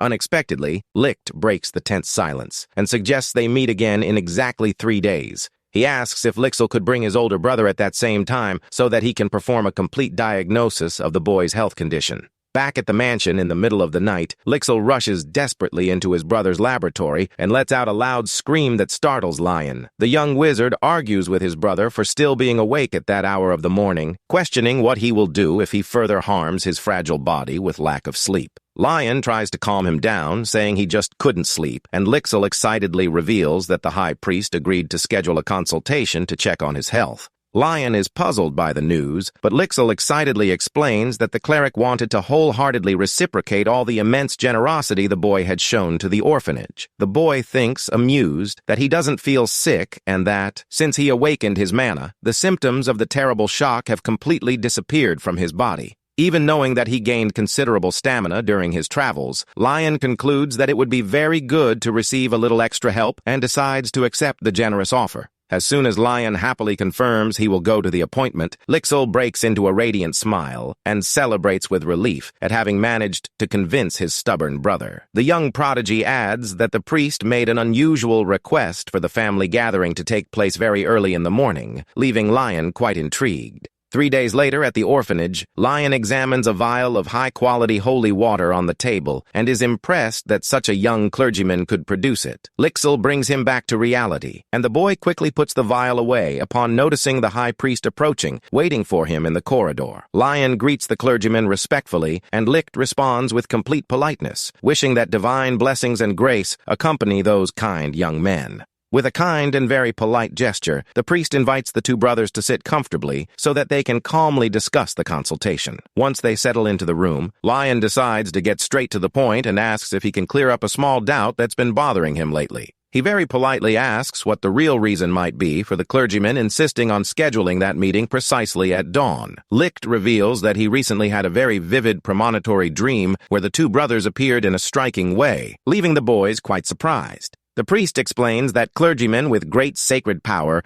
often receive important divine revelations through special prophetic visions and dreams. Lixil curiously asks about the details of the vision, and the cleric replies, laughing, that it was nothing grand or frightening. Licht recounts seeing dozens of orphans sleeping happily under the shade of a tree in the field, while the two brothers watched over the peaceful sleep of those children. The clergyman confesses that he woke up with a wonderful feeling of peace, and that besides meeting them, he also needed to confirm an important personal suspicion. He wanted to see firsthand what kind of people were those who had invaded his mind, as he watched the two brothers in disguise having tea at the table. Licht examines Lixil closely and realizes that he is a young mage with very refined speech and an extremely noble demeanor for a mere ordinary volunteer. He deduces that the two must belong to the prestigious Asura family and suspects that the magicians may be trying to obtain secret information from the temple using that disease. Setting aside his misgivings, the clergyman asks if he can begin the treatment, and Lixil agrees, leaving the room to give the process complete privacy. Licht announces the start of the healing procedure, and Lion settles into the oak chair, assuring everyone that he fully trusts his sacred abilities. The high priest extends his gloved hands and conjures a powerful, brilliant aura of sacred green energy that completely envelops Lion's body. In the middle of the healing procedure, Licht suddenly stops channeling his magic and lets out a confused whisper upon noticing something very strange happening. He examines Lion's back and indignantly wonders why his immense sacred power as high priest isn't producing any visible physical changes in the boy's body. He begins to sweat nervously and increases the intensity of the magical flow, desperately wondering if he has made some basic mistake in the conjuration. The cleric is completely shocked upon realizing the reality, while Lion simply looks back quite calmly and quietly agrees with the man. The boy stretches happily and comments with a radiant smile that he feels infinitely better and lighter after the blessing. Lion suggests that that amount of magic is more than enough for today, but the sweaty and nervous cleric tries to stammer a response to disguise his panic. Licht racks his brain, remembering that there are only 3 reasons in the world capable of making a body completely reject the healing blessing of a high priest. The first reason would be the voluntary rejection by a stronger mage. The second would be the patient already being completely healthy, and the last reason would be something far worse. He recalls with horror that the ultimate cause would be the patient having been born with a very short life expectancy, while Lion happily thanks them for the treatment. Deeply concerned about the boy's terrible fate, Licht looks at him solemnly and asks to be contacted if he experiences pain again in the future. With a sudden, desperate movement, the high priest firmly grasps Lion's hands, startling the boy with such a warm and unexpected reaction. He implores Lion to go to the temple and call his name if he experiences terrible pains that prevent him from sleeping, leaving the young master completely confused. Emanating a fiery presence of pure determination, Licht vows to do everything he can to save him, eliciting a hesitant and frightened response from Lion.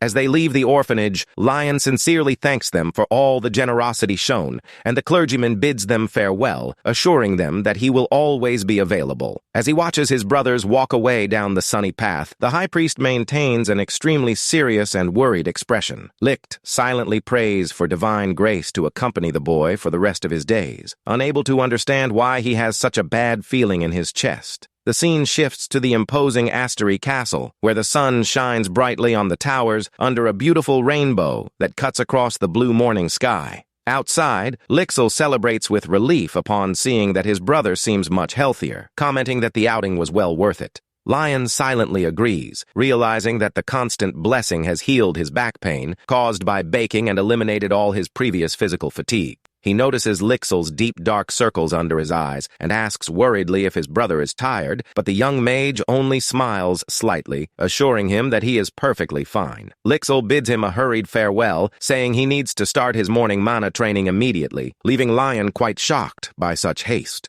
The boy tries to shout, warning that he's been awake all night and that working so hard will ruin his health, but his brother keeps walking. Lion watches his brother walk away and laments to himself how tiring the routine of being an heir is, finding comfort in Elvia's silent presence beside him. The servant suggests that he speak with the patriarch about his younger brother's fatigue when scheduling the coming-of-age ceremony, taking advantage of the perfect moment. She remarks that the old leader has also been overwhelmed lately, and a brilliant idea instantly springs to Lion's mind at her words. The young woman suggests preparing something sweet to please her grumpy grandfather, leaving the young master extremely enthusiastic about the possibility of the plan succeeding. Shortly after, in the mansion's enormous kitchen, Lion puts on his apron and begins preparing the ingredients on the counter while the maid watches him silently. With complete dedication, the boy begins to knead and roll out the dough with a wooden rolling pin, focused on creating the best cookies of his beloved grandfather's life.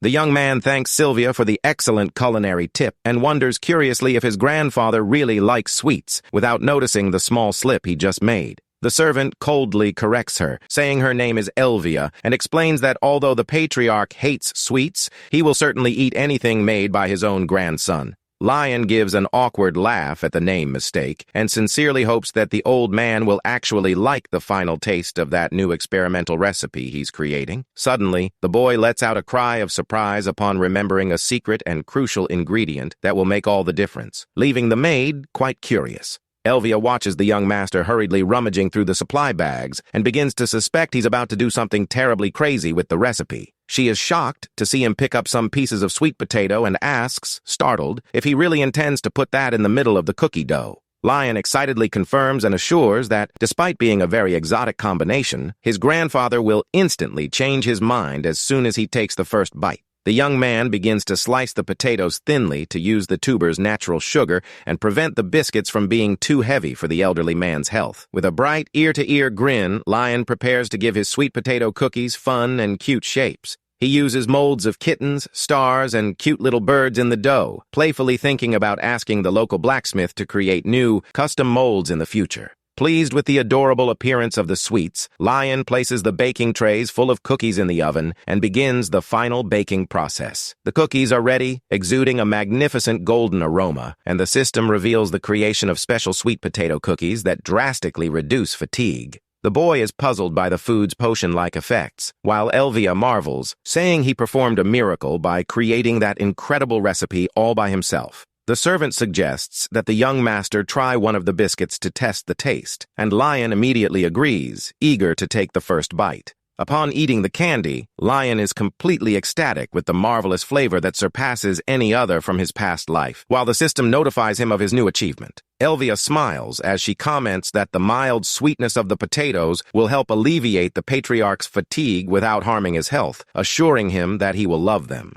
Lion thanks the servant for her valuable help and suggests dividing the finished cookies into individual portions before taking the gifts to his grandfather. However, the young man decides to let Elvia go so she can rest while he takes care of organizing the packages himself, leaving the young woman surprised. The young chef breaks into a radiant smile and explains that he still has important work and new recipes to prepare in the kitchen all by himself. Lion waits for the servant to leave so he can access his secret system panel without risking being discovered by her. The boy realizes he's unlocked amazing recipes by leveling up and decides to create a special drink to generate a spectacular synergy effect with the cookies. Lion focuses his bright eyes on the system screen and selects the magic holly to begin preparing the legendary training support drink. The recipe reveals the creation of a red training support drink that uses basic life potion, water rosemary oil, fresh fruit, and star anise. Lion finds the ingredient list strangely familiar, but sets aside his doubts to focus on the perfect combination and the quality of the product he will prepare.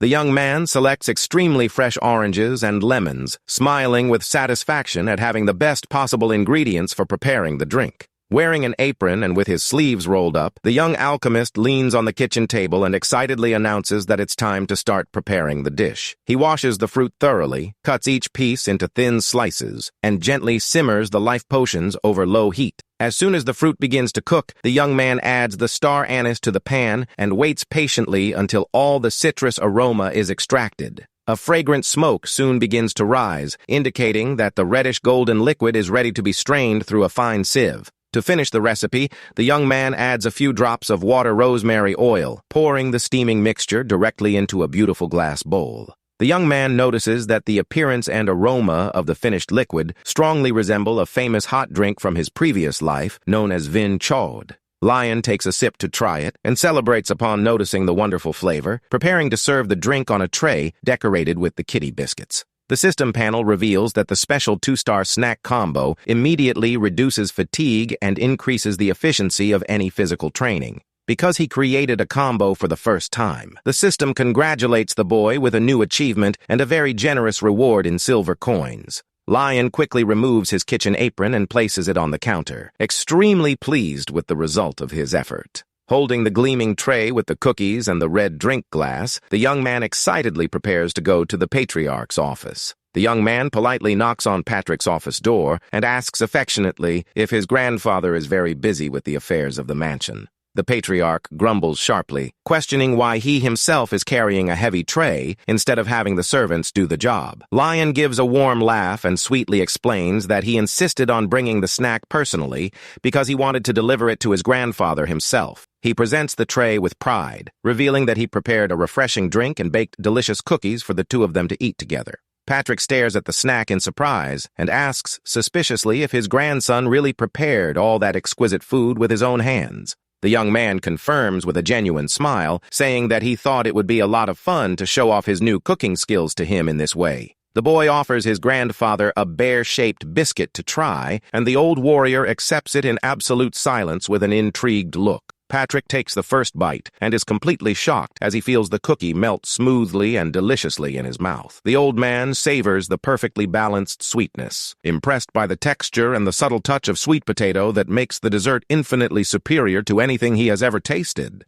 The system notifies Lion that he has leveled up his cooking skills thanks to his grandfather's enjoyment of the meal, leaving the boy satisfied to see that the snack pleased his grandfather's palate. Patrick rests his chin on his hands and sternly orders his grandson to speak, leaving Lion completely confused by the sudden demand. The old man says he knows his grandson didn't just come to bring cookies, and the boy laughs, admitting that he really can't fool his shrewd grandfather. Lion shyly mentions that he recently learned his coming-of-age ceremony is scheduled to take place very soon at the mansion. The young man asks if they couldn't ease Lixel's routine until the day of the event, leaving the patriarch intrigued by this sudden concern. Lion explains that the whole family will participate in the party and argues that his younger brother's current training schedule is too heavy and exhausting. He asks to reduce the intensity of the training sessions until the ceremony so that everyone can celebrate in good health, leaving the old man thoughtful about that attitude. Patrick is secretly deeply moved, overflowing with pride and love as he watches his grandson grow into such a thoughtful and caring young man.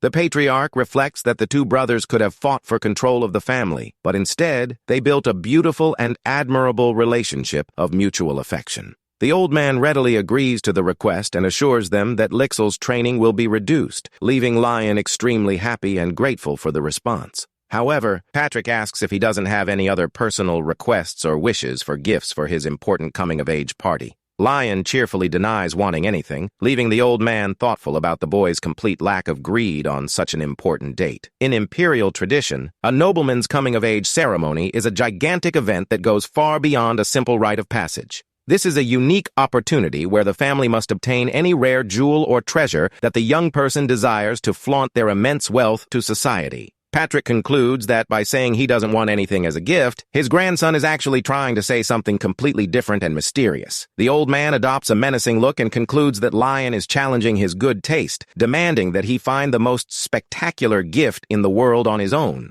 Startled by the dark and frightening aura that his grandfather had begun to emanate out of nowhere, Lion stammers and hurriedly bids farewell before running out of the office. Patrick remains alone at his desk, muttering thoughtfully about what would be the perfect gift to surprise his grandson at the ceremony. He rests his hand on his chin and reflects with extreme seriousness on how to prepare the best coming-of-age surprise in the entire history of the family. Oblivious to his grandfather's insane thoughts, Lion walks happily back through the luxurious corridors of the mansion, his voice filled with glee. Lixil examines stacks of documents in his office with an extremely exhausted and worn-out expression, a result of physical fatigue. Suddenly, Lion forcefully bursts through the door, shouting his brother's name in a boisterous manner, sending papers flying through the air and startling the young wizard. Lion enters the room laughing loudly at the mess of papers on the floor, joking that he never imagined his prodigy brother would be such a disorganized guy at work. Lixil hides his face in his hands and confesses, extremely ashamed, that he never wanted his older brother to see him in such a pitiful state. The boy calms his brother, saying that he brought cookies and delicious drinks that he himself prepared in the kitchen to help him regain his energy.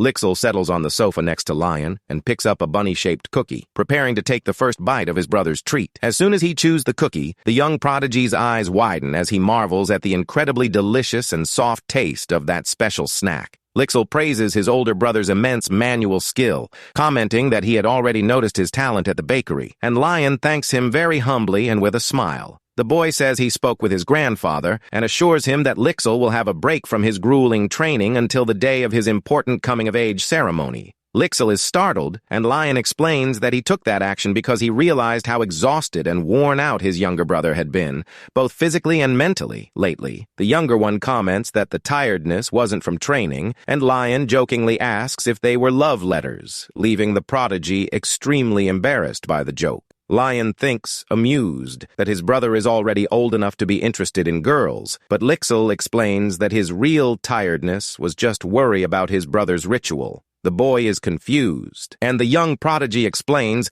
that he is referring to his family's traditional and mysterious coming-of-age ritual. It turns out that the event includes the Library Maze Challenge, a magical place that serves to guide the participant to the spell that best suits their level. The place becomes an endless labyrinth if forced, but it serves as a simple, dark library for those who follow the rules, guaranteeing a rare item for those who reach the end. Lion finds Lixil's concern about him not possessing mana endearing and tries to reassure him, saying that the rite of passage is actually just a routine formality. However, Lixil slaps his forehead in despair and reveals that the real problem with the event isn't the labyrinth itself, but rather the clothes his brother will have to wear. The older man's expression becomes utterly hilariously confused upon hearing the mention of clothes, unable to comprehend what could be so terrible about it. Lixil asks if he has already seen the official suit that the strict patriarch Patrick prepared, especially for his grandson to wear on the big day of the ceremony.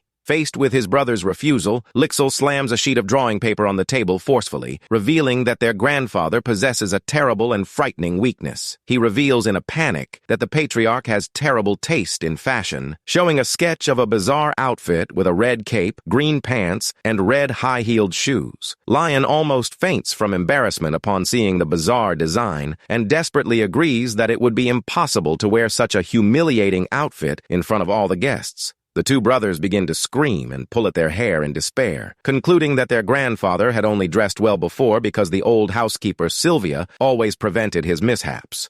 Lion silently thanks Sylvia for her quiet effort and promises to find a way to create identical and elegant suits for the whole family to wear to the event. To put his plan into action, the boy travels to the village and visits Leah's house, where he is greeted with shouts of joy and warm hugs from the children.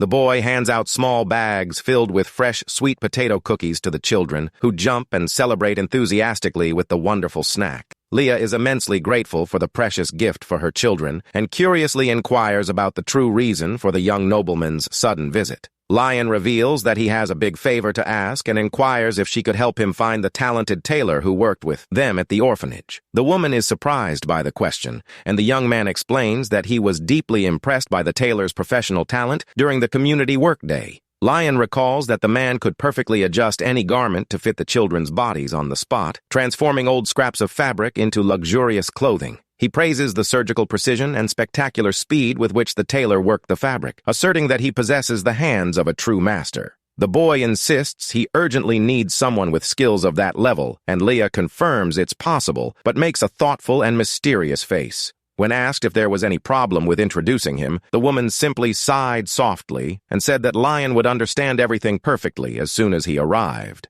Following the coordinates, Lion walks disguised with a hood up a deserted and abandoned hill, stopping, intrigued, before a crumbling building. He finds an old, worn wooden sign covered in cobwebs with broken letters, wondering if that's really the right place. The old sign creaked eerily in the cold afternoon wind, leaving the young man quite hesitant about the safety of entering that abandoned house. Upon passing through the dark door, he encounters a terrifying corridor lined with shadowy mannequins, questioning why a master would live there. Lion timidly calls out to the people in the room in the darkness, startled when a man in dark glasses suddenly emerges from the shadows. To the young man's complete surprise, the tailor opens his arms and shouts with pure emotion and happiness upon realizing that he has finally received a visit from a customer.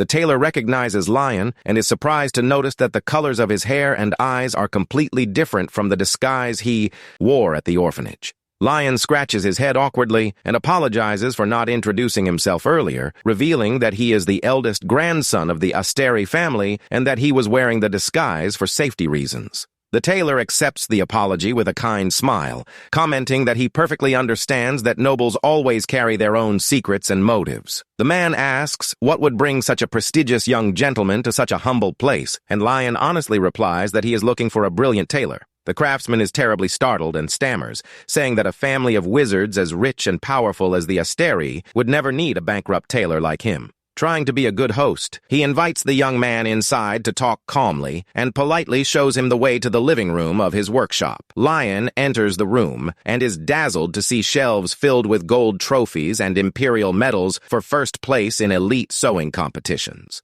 The man invites the young man to sit down while he prepares some tea, and the young man suggests they take the opportunity to eat together the delicious biscuits he brought. The tailor serves the drink, humbly apologizing for not having a better quality tea to offer such a distinguished guest in his home. Lion hands over the plate of sweets and announces that he baked the cookies himself, leaving the tailor completely surprised and speechless by the revelation. The man recalls that the boy had also baked the wonderful breads at the orphanage and wonders if the taste of this new recipe will be as spectacular as before. Intrigued by the taste of the new sweets, the tailor happily accepts the invitation and enthusiastically opens his mouth to take the first bite of the teddy bear cookie. As soon as he chews, the man lets out a cry of surprise upon feeling the perfect crunchiness of the sweet treat and enters a state of absolute ecstasy with the magnificent flavor. He feels the sweetness melt instantly in his mouth and compares the pure, smooth taste to the touching innocence of a noble young man in his youth. Your imagination travels poetically to a bucolic and sunny countryside setting, feeling your chest warm inexplicably with the sweetness.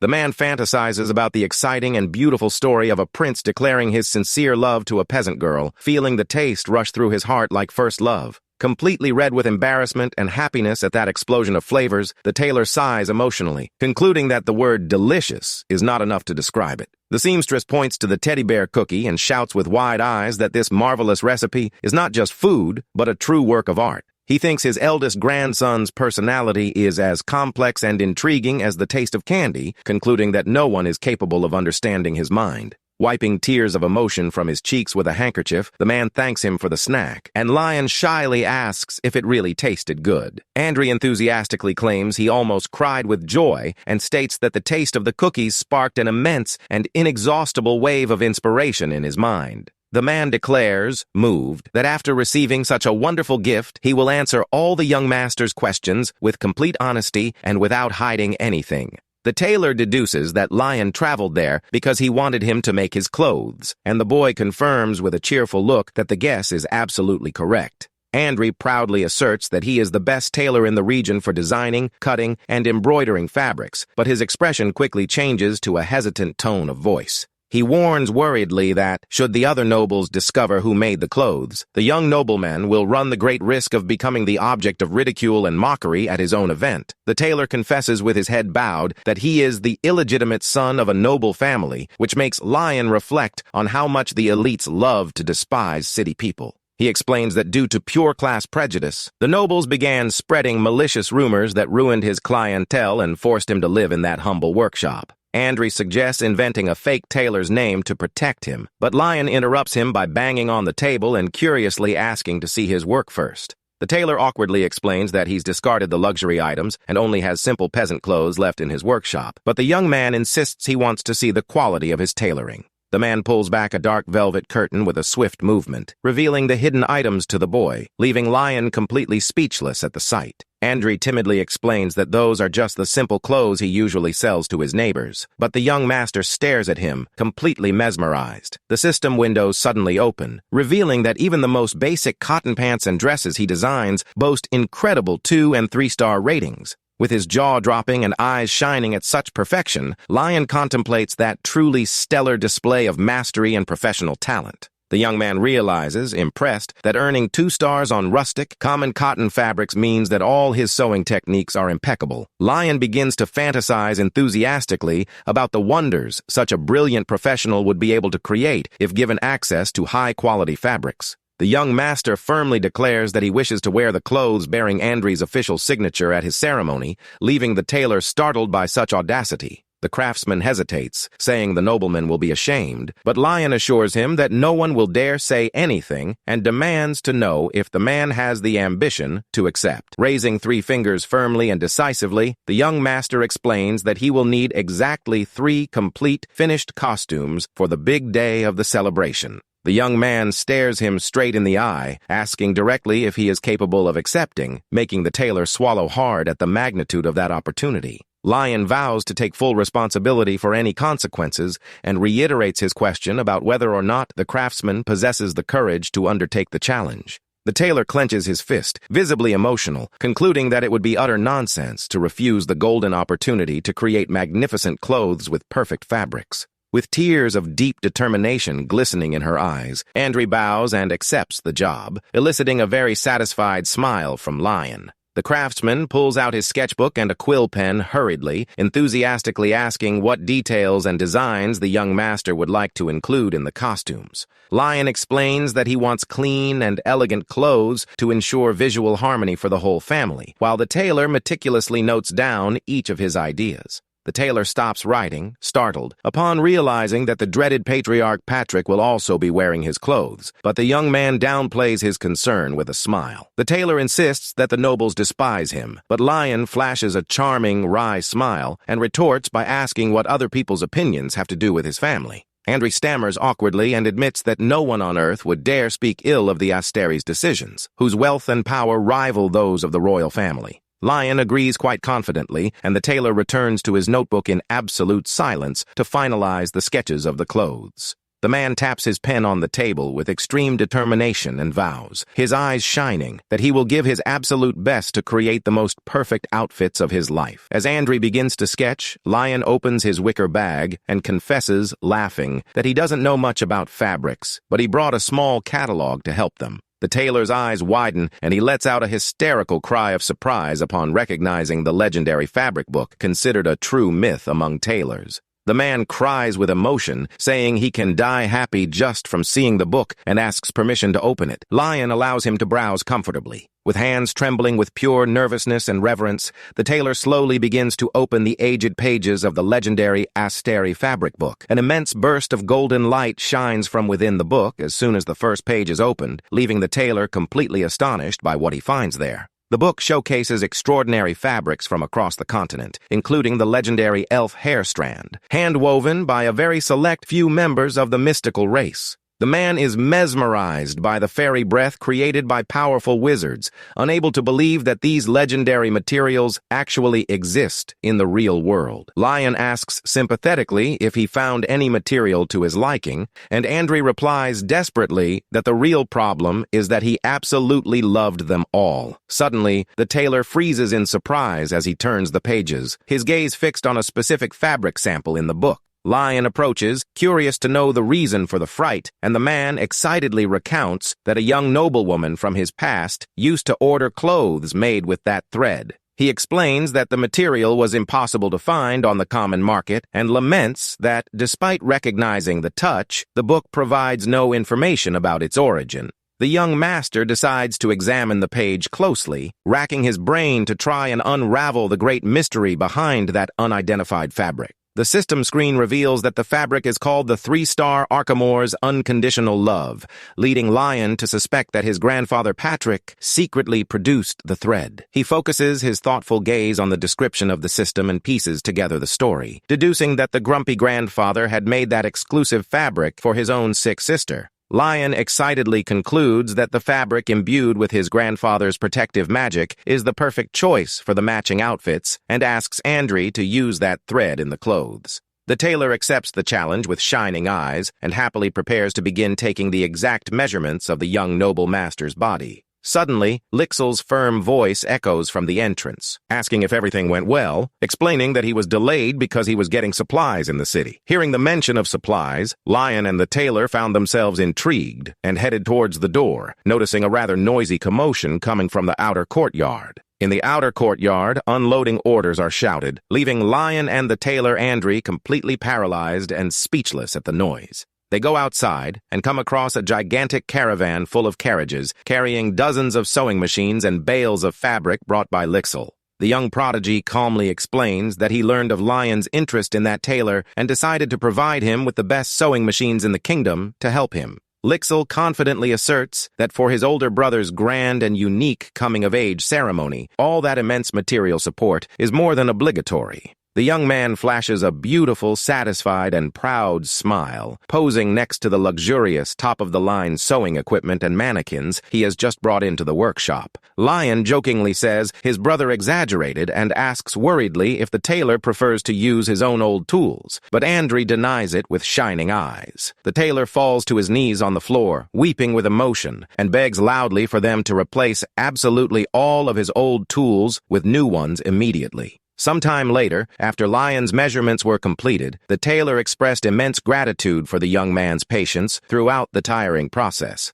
Andri solemnly assures everyone that he will do his absolute best to create a true masterpiece for the ceremony, and Lion jokingly tells him to take it easy. Before concluding the meeting, the young master breaks into a radiant smile and reveals that he would like to ask the tailor for a very special and unusual favor. Lion asks if the tailor could teach him some basic sewing techniques in his spare time, leaving Lixel and Andri completely speechless with surprise. Andri tries to warn him that beginners often prick themselves with needles and that accidents with the machines are common, but the young man insists he's not afraid. The young man explains that he doesn't intend to create anything too complex right now and only wants to learn the basics, leaving the tailor quite curious to know the real reason. Lion confesses that he was moved by Andri's passion and argues that to truly appreciate the luxurious suit, he needs to understand the craftsman's effort in tailoring it. Deeply moved by the young master's poetic and sincere consideration, Andri sheds tears of joy and enthusiastically agrees to the request. With his hand on his chest and a solemn expression, the tailor vows that he will keep no secrets and will teach the young man absolutely all of his sewing techniques.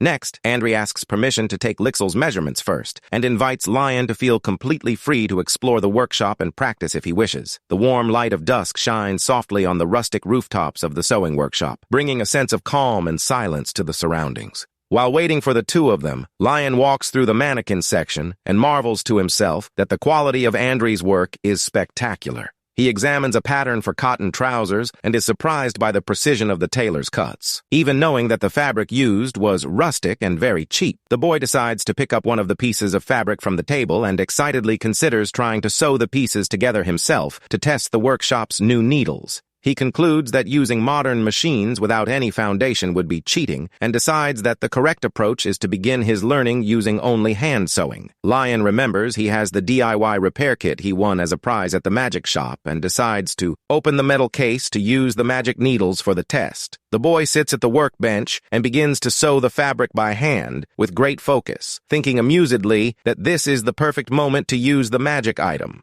Suddenly, he notices that the metal needle begins to glow intensely and changes shape in his hands as soon as he places it on the cotton fabric. He is amazed to see that the magic needle adapts perfectly to his touch and threads the needle completely automatically without him having to make any effort. His eyes gleaming with enthusiasm at the ease of obtaining this luxury item, the young alchemist settles into the wooden chair and begins working with the fabric. The golden light of dusk streams spectacularly through the large window, illuminating the boy who works with complete concentration on each tiny stitch of his sewing.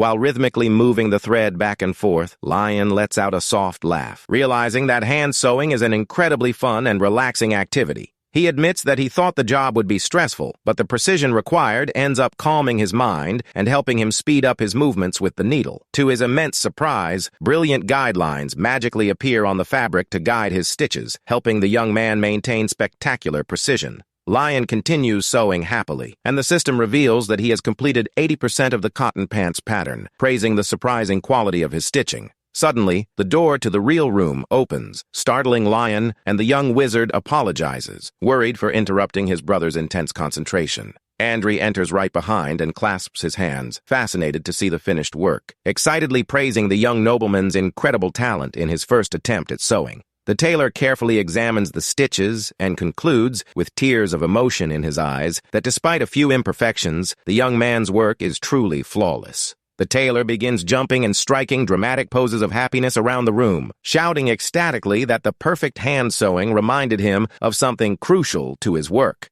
He rants that hand sewing is the true soul of luxury tailoring, admitting that he had almost forgotten this rule from making so many ordinary clothes. Andri retreats into his own world and begins brainstorming insane ideas for magnificent suit designs under the amused and sweaty gaze of his brothers. Lion chuckles lightly at the man's creative outburst and suggests that Lixil quietly leave to let him work, and his brother immediately agrees with the idea. Lixil reminds them that they need to hurry, as they have a very important official dinner appointment scheduled with the powerful patriarch of the Asura family at the mansion. Back at the imperial castle, the butler enters the office and politely informs Patriarch Patrick that the two young heirs have just arrived for dinner. The old leader signs the last document with his quill pen and replies imposingly that he is already descending to the grand banquet hall. The patriarch walks with firm steps and an erect posture through the luxurious corridors of the castle, illuminated by gigantic golden crystal chandeliers. The butler remarks that it's rare for the three of them to have dinner together, and Patrick agrees, arms crossed, saying that sometimes moments of family togetherness like that are essential.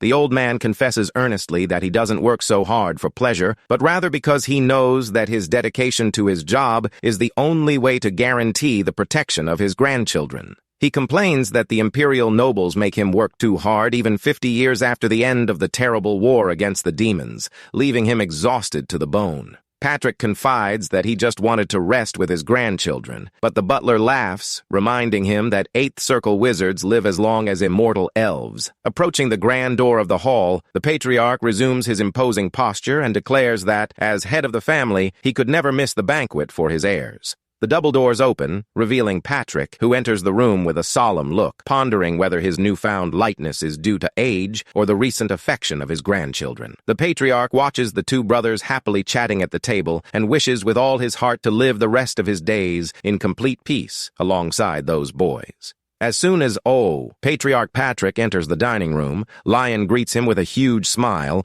unaware that his grandfather is determined to hide his grandson's true potential. Lion looks at the gigantic table laden with expensive banquets and thinks they've gone a bit overboard for a simple family dinner. Lixil explains that he made a special request to the chef because it had been a long time since they had gotten together, leaving his older brothers speechless in the face of such luxury. Lion begins to remember that, before, he used to skip meals or eat only bland, patient-sized dishes, while his grandfather always dined at the imperial palace. This meant that Lixil spent his days eating dinner completely alone at that huge, empty table, without the company of anyone from his family. Lion feels a pang in his chest when he realizes how lonely his younger brother must have felt all this time in the mansion. He affectionately suggests that they have dinners like this more often, leaving Lixil visibly touched by his brother's suggestion. Lion watches him and thinks about how difficult and painful it must have been for Lixil to carry the weight of all the responsibilities alone for so long. The boy clenches his fists tightly and decides that from today on, he will ask his father to set aside more time for them to spend together as a real family. He promises himself that he will do everything for his brother and that Lixil will never again have to eat his meals alone in that enormous castle.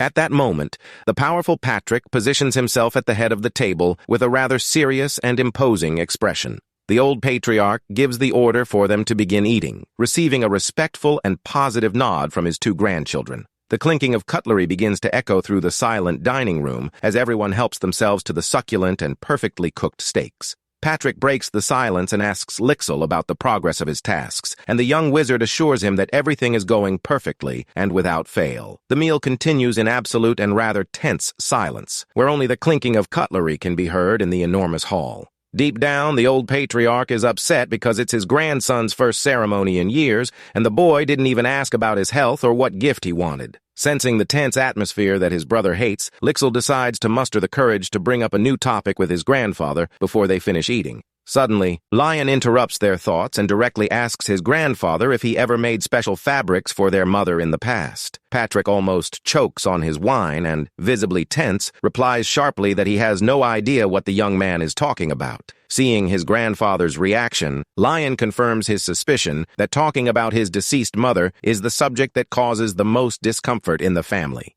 He calmly explains that he spoke with a tailor and ended up finding an extremely exotic piece of fabric stored in the mansion's storage rooms. Lion asks Lixil for confirmation about the shimmering fabric he brought, and the young mage nods in surprise, remembering the material. Lion reveals that the tailor told him about a young noblewoman from the past who adored that same fabric in her youth. Since the identical fabric was stored in the Astries' warehouses, the boy concluded that the girl could only be their mother, and therefore decided to ask. Patrick closes his eyes thoughtfully, realizing that his grandson has discovered the truth, and that the subject of their mother has finally come to light. After all, the loss of their mother was the deepest wound and the subject that everyone in the mansion tried to avoid at all costs so as not to suffer. However, Lion understands that they can't run away from this grief forever, and that talking openly about those who have passed away is the only way to heal the pain. The young man decides to use the making of the wedding clothes as the perfect excuse to bring the family closer together and get them to truly talk. Patrick sighs and, in a much softer tone of voice, finally decides to open his heart to his grandchildren.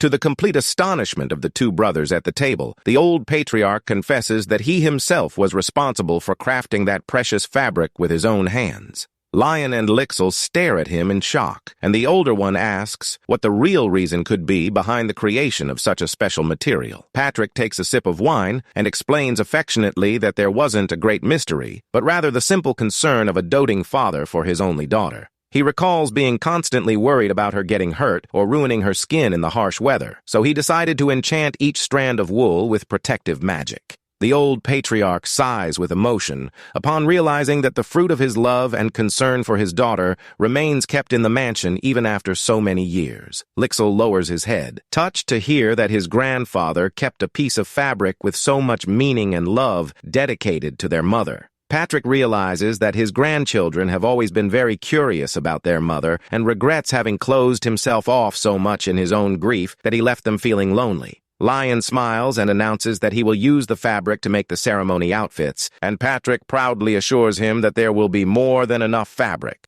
Lion takes advantage of the relaxed atmosphere and asks when his grandfather will be available for the tailor's visit, leaving the old warrior completely confused. Patrick stammers, saying he thought the suits would only be made for the two brothers, but Lion retorts that it's obvious their grandfather will also be wearing a matching suit. Lixil agrees and suggests inviting the tailor to the mansion to make it easier for his grandfather's schedule, leaving the old man embarrassed and awkwardly clearing his throat at the insistence. With no other option, the patriarch agrees to make the suit and assures him that he will follow Lion's instructions in the design, leaving the young master extremely happy with the response. Lion silently celebrates getting his grandfather's permission and ensuring that the old man's terrible taste in aesthetics won't ruin the formal attire for the event. The boy relaxes in his dining chair with a bright smile on his face, happy to have conducted the conversation with his grandfather so naturally and successfully. From that memorable moment on, all the preparations for the grand and long-awaited coming-of-age ceremony begin to run smoothly at the mansion.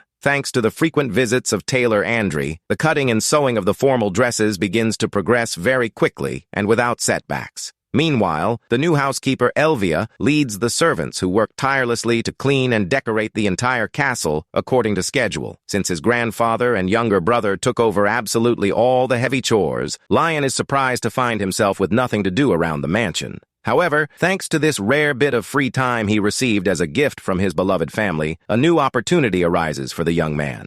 He decides to dedicate all his free time to practicing his sewing techniques, but soon senses that something very strange is happening with his progress. The boy moves the needle nimbly through the fabric and wonders why the game system hasn't yet sent any alerts notifying him that he's acquired his new skill. Lion stares at his own hands, hoping to see a beautiful window of information from the system announcing the awakening of his talent as an apprentice tailor, but nothing happens. He examines the shirt he just sewed from scratch without using machines and wonders, frustrated, why on earth his newfound artisan skill remains locked away. A terrible and frightening suspicion begins to creep into the young nobleman's mind as he stares at the unfinished fabric on his workbench. The young man falls into complete despair at the thought of the terrible possibility that he is someone totally lacking in talent for the art of sewing clothes. However, he quickly tries to push away the bad thoughts, arguing that if he lacked talent in anything, it would certainly be in the culinary field, and not there.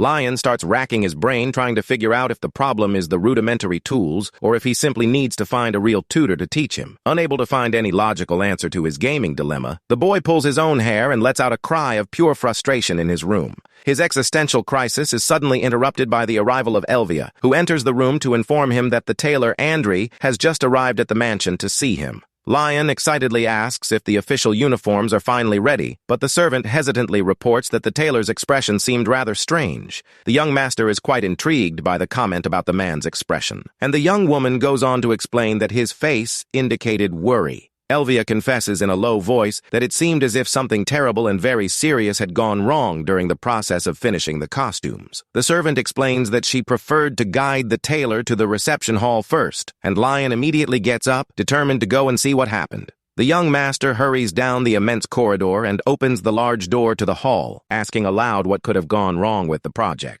However, as soon as the door opens completely, the boy is totally paralyzed, his eyes wide with wonder at the bright sight before him. The drawing room was completely transformed into a luxurious haute couture atelier, filled with gilded mirrors and mannequins dressed in magnificent clothes. Lion is shocked to wonder how the man managed to carry so much heavy equipment there by himself, noting that the clothes appear to be in perfect condition. Upon seeing the tailor in the room, the young master waves happily, saying that he was very eager to see the final result of all his work. Andre shows off a handsome white suit and invites the young master to try on his new official attire for the important coming-of-age ceremony. With great care, Lion puts on the finely tailored suit jacket, adjusting the collar and feeling the perfect drape of the fine fabric on his shoulders. Looking at himself in the large mirror, the young man is dazzled by the impeccable appearance of the 3-star suit, which the system describes as a rare imperial masterpiece. However, Lion notices the tailor's nervousness and asks what's bothering him, with the man admitting that he feels the piece lacks a finishing touch.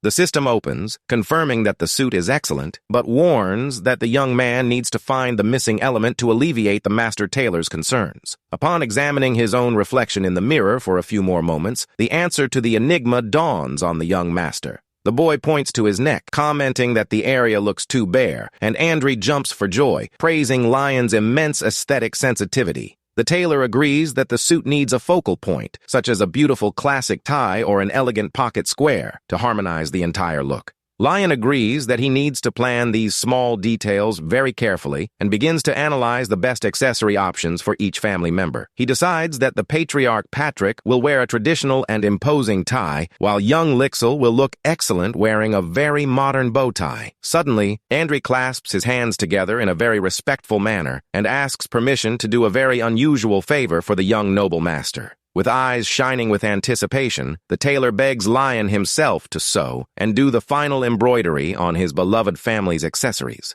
The boy's mouth dropped open in complete shock at the bizarre request, unable to believe that the master was suggesting a beginner alter his work. Andre promises to personally teach Lion all the necessary sewing and embroidery techniques, but Lion hesitantly backs away, saying it would be disrespectful to his work. The young master argues that it makes no sense for an amateur like himself to interfere in the impeccable creation of a tailor of imperial stature. He insists on knowing the real reason behind such a risky request, and the tailor's expression takes on a tone of profound seriousness. Andre reveals that, while taking the patriarch's measurements, she discovered that the boy's deceased mother was the same young noblewoman for whom he used to make clothes. With tears in his eyes, the tailor recounts that the feared patriarch Patrick made a point of thanking him from the bottom of his heart for all the affection he had shown his daughter. The man confesses emotionally that it was at that exact moment of revelation that he finally understood the truth about his family's history. Andre explains that making clothes for loved ones has immense significance for their grandfather, fostering a strong sense of unity in the household. The craftsman insists that if the grandfather enchanted each thread of the fabric with so much love for his grandchildren, the final touch of affection on the suits must necessarily come from Lion's hands. The man places his hand on the boy's chest and states with complete conviction that family affection is something that not even the most brilliant tailor in the world could sew. Andre smiles, saying that the true soul of a luxury garment goes far beyond a perfect cut, earning Lion's absolute respect with her life lesson. Deeply moved by such thoughtfulness and wisdom, the young master vows to himself that he will do his absolute best to finish his family's accessories. Lion officially accepts the challenge and settles at the drawing table, while the designer suggests they define the designs that will be produced. With a rather confident smile playing at the corner of his mouth, the young master reveals that he already has an excellent idea in mind for the accessory designs. The boy begins sketching the drawings and explains that he wants to highlight Lixil as the true and proud successor of the prestigious noble family during the celebration. Andre praises Lion's wonderful attitude and curiously asks what kind of special design the young man plans to create for his own formal attire. Lion decides he will choose his own model only after finishing with the gifts from his family, and the master agrees, beginning the basic lessons with an ordinary tie. The tailor begins to draw the patterns and explains in detail the technical structure of the tie, highlighting the importance of each stitch for the final drape of the garment. Lion finds it funny that the names of the parts resemble swords, and jokingly tells the master never to use those terms in front of his grandfather Patrick, who hates swordsmen. The young master demonstrates his knowledge by asking about the use of inner lining in fabric, surprising the experienced tailor with his sharp intelligence. Andre stretches the fabric and explains that the high-quality silk will maintain its perfect shape using only the press, making Lion admire the immense value of that luxurious material. The enthusiastic tailor Andre laughs heartily and announces that the time has come for the young master's grueling sewing lessons to begin in earnest.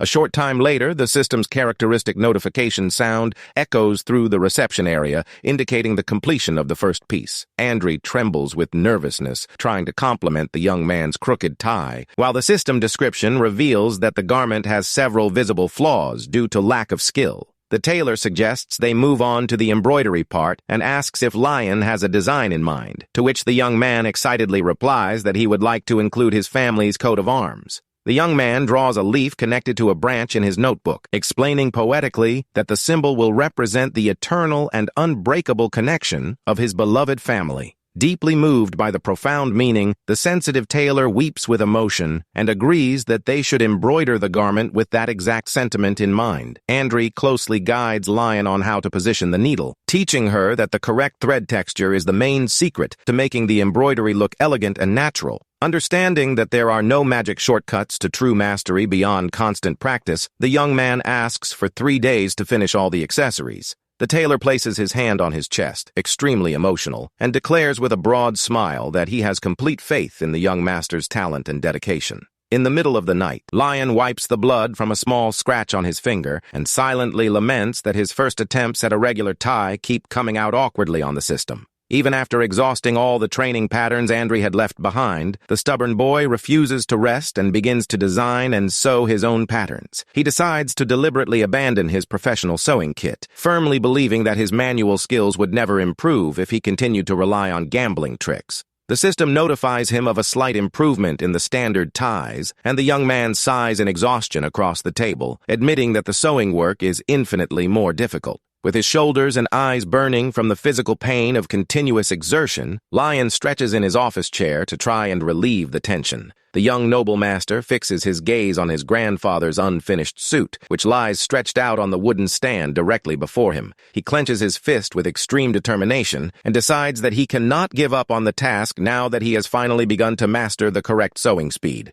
The instant he touches the fabric to begin again, an intense and mysterious golden aura begins to emanate spectacularly from his calloused hands. The system screen opens in a golden glow, announcing that the young man has officially awakened his talent as a tailor thanks to his tireless effort amidst pain. Lion excitedly celebrates upon reading the notification that he has officially reached the apprentice level, feeling that all the suffering his hands endured was worthwhile. Feeling incredibly invigorated, the boy begins cutting the fabrics at record speed and quickly rises to level 2 of proficiency. He irons the fabric with a hot iron, and the system congratulates him with a generous coin reward upon reaching level 3 of apprentice tailor. While watching the game screen, Lion pauses thoughtfully and begins to reflect on the mysterious requirements for awakening his creative talents. He examines the embroidered emblem and realizes that the key to unlocking the skills lies in the level of genuine need he has to create that item at that moment. He recalls that his talent as a blacksmith emerged when he urgently needed tools to harvest herbs, demonstrating the same logical dynamic of extreme necessity. The same thing happened with cooking when he needed the oil, while sewing only resonated now because he felt obligated to make matching suits for his family. With a very confident smile on his face, the young master slams his hand on the table and announces that he is ready to create the greatest masterpiece of his life. The boy works the fabric masterfully without using the game's magic guide, proud of being able to make perfect cuts using only his own manual skill. A burst of golden light reveals the creation of a beautiful, high-quality tie, whose attributes and value have risen dramatically thanks to the artisan's touch.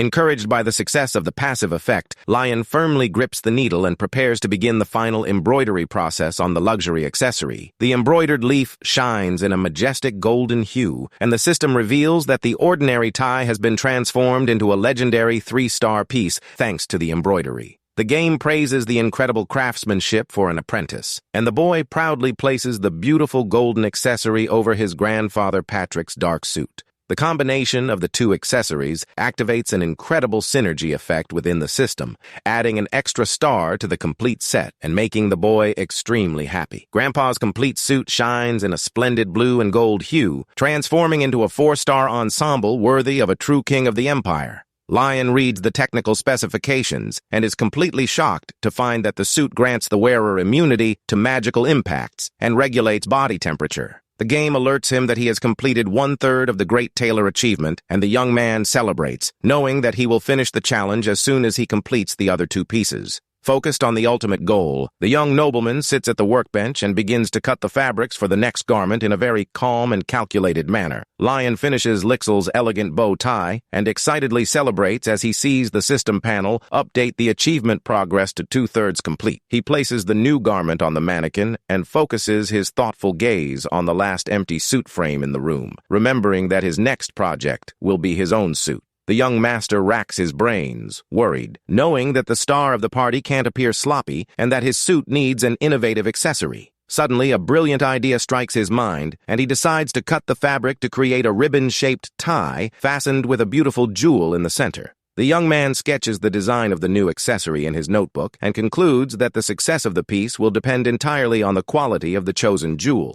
He walks over to a huge metal box and considers searching for some precious ancient jewel in his grandfather Patrick's personal treasure chest. Upon opening the heavy lid, Lion is fascinated to find dozens of golden necklaces and sparkling stones of every imaginable color inside the drawer. The young man selects a beautiful, shimmering purple crystal, commenting with a tender smile that the jewel's brilliant color strongly resembles the shade of his family's eyes. With extreme delicacy, the young master fixes the purple gemstone right in the center of the black ribbon bow and celebrates enthusiastically upon seeing the final result gleam. A massive explosion of golden magic dust fills the room, and the system announces that the legendary Grand Tailor achievement has finally been successfully unlocked. Lion's eyes widened, and he let out a cry of surprise as he read on the game's blue screen that he had received a gigantic bonus reward in coins for his impossible feat. The boy celebrates ecstatically upon reaching the limit of gold coins and seeing the notification that the long-awaited secret system store has finally been unlocked for purchases. Lion points to the screen, preparing to enter the secret coin shop, but the loud bang of the door being forced open makes him jump in fright. Young Lixel bursts in furious, a dark and frightening aura surrounding him, shouting indignantly that the big coming-of-age ceremony is tomorrow and his brother is still sewing.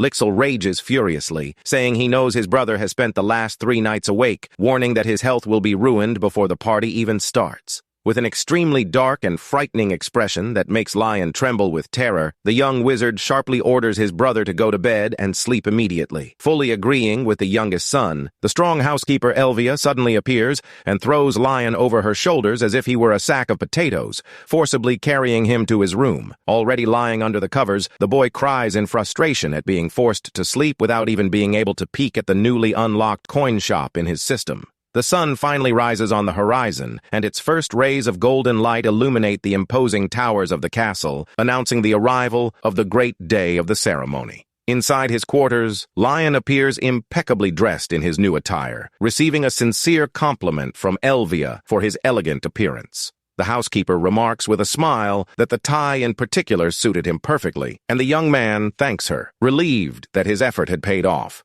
The young master reflects with satisfaction that all his exhaustive effort was worthwhile, feeling happy to have managed to please even the demanding tailor Andri. Elvia observes him in absolute silence, with a sweet gaze, setting aside her usual rigid posture to contemplate the boy's impressive transformation. The young woman becomes emotional in thought as she recalls how the boy used to be a sickly and frail baby, surprised by how quickly time has passed in that house. Lixel walks elegantly down the marble corridor and greets his older brother affectionately, asking if he managed to get enough rest for the event. Lion smiles broadly and asks if his younger brother was waiting for him, and the young mage nods respectfully. Wearing his magnificent blue suit with a bow tie, Lixel bows politely and announces that he will have the immense honor of escorting his older brother from now on. The gigantic double doors of the main hall begin to open slowly with a soft creak, revealing the immense and brilliant light coming from inside the room. Lixel focuses his confident gaze on his brother and proudly states that, from that very moment on, Lion will be the main protagonist of that grand celebration.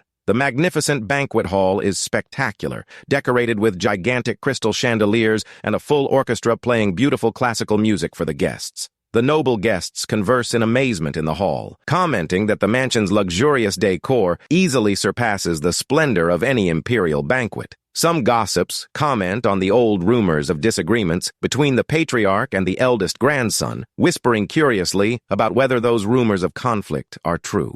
Suddenly, the official announcement of the patriarch and young heir's entrance echoes through the hall, drawing the immediate attention and silence of everyone present. Patriarch Patrick walks imposingly, wearing his luxurious 4-star suit, closely followed by the young prodigy wizard Lixel. The guests crane their necks in curiosity and begin to whisper in surprise as they spot the last and most anticipated figure appearing right behind the two. Wearing his magnificent white suit with the sparkling purple jewel around his neck, the true protagonist of the day, Lion Asteri, enters the hall exuding a spectacular presence. Amidst a warm round of applause from everyone present in the hall, the 3 members of the noble family walk together, heads held high, down the red carpet. Some envious nobles whisper maliciously in the corners, claiming that the young man doesn't look majestic and questioning where his reputation for being eccentric has gone. Patrick subtly calls out to his eldest grandson in a low voice, and Lion respectfully responds as they walk side by side through the crowd.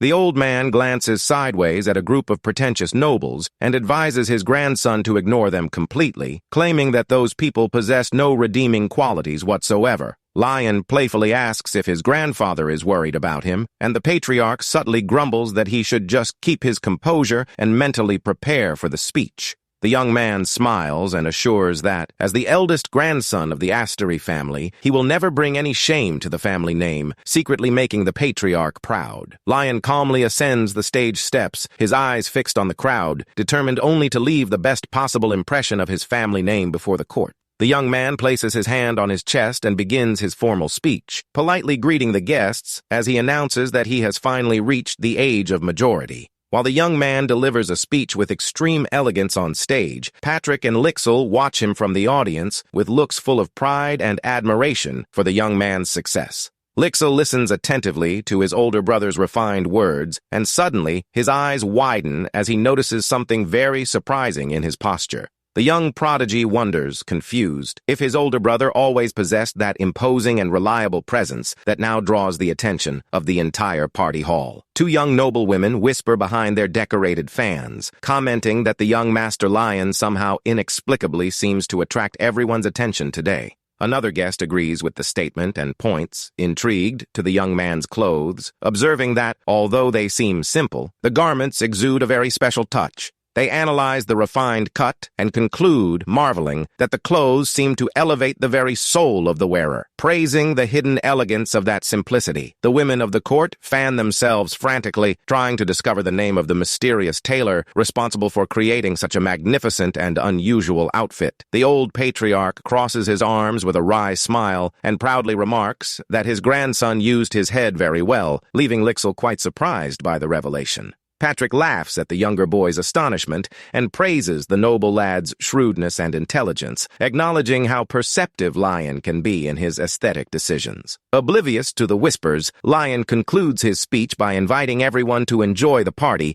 and bids farewell to the stage in a very polite manner under the watchful eyes of the court. The young master flashes a radiant smile, wishing everyone a wonderful party, eliciting a gigantic and boisterous round of applause from the entire crowd in the hall. As soon as he steps off the stage, Lion is greeted by Lixel, who runs excitedly towards him to praise him for that spectacular and very confident speech. The youngest son asks, surprised, where he found the time to rehearse, and the young man jokes that it was simple, playfully mentioning that he has years of experience in meetings in Korea. Patrick appears right behind them, congratulating his grandchildren, proud to see that the blood of his noble lineage remains strong and worthy, even without the use of magic or military aura. The old patriarch breaks into a broad smile and congratulates his eldest grandson on the excellent work, and Lion humbly thanks him with a respectful bow. Pleased with the initial success of the event, the young man suggests that they join the guests to finally enjoy the delights of the luxurious banquet at the mansion. The party continues lively in the halls, with musicians playing beautiful melodies and guests enjoying fine sweets and hot dishes served on silver tables. Seated at a reserved table with his family, the patriarch takes a sip of wine and asks Lion if he has already chosen which item he will take to the labyrinth ritual tomorrow. Lion holds his cup thoughtfully and recalls that depending on the type of artifact the participant carries into the test, the final rewards are usually quite different. He reflects that ordinary wizards carry staves or books to obtain attack spells, but concludes, puzzled, that since he is not a wizard, his result on the test is entirely uncertain. Lion calmly and thoughtfully raises his glass of red wine before finally answering his grandfather's important question. With a very confident smile playing at the corner of his mouth, the boy reveals that he plans to take the potion he himself brewed in the laboratory to the maze test. The sudden revelation leaves Patriarch Patrick and young Lixel quite surprised and intrigued by the boy's unusual choice. Lion reflects that, lacking magical combat talent or any high-level artifact, his own potion is the best item he has at his disposal. The young man acknowledges that even his beautiful luxury clothes were made by Andri, and concludes that the right thing to do is to take the best product of his own creation.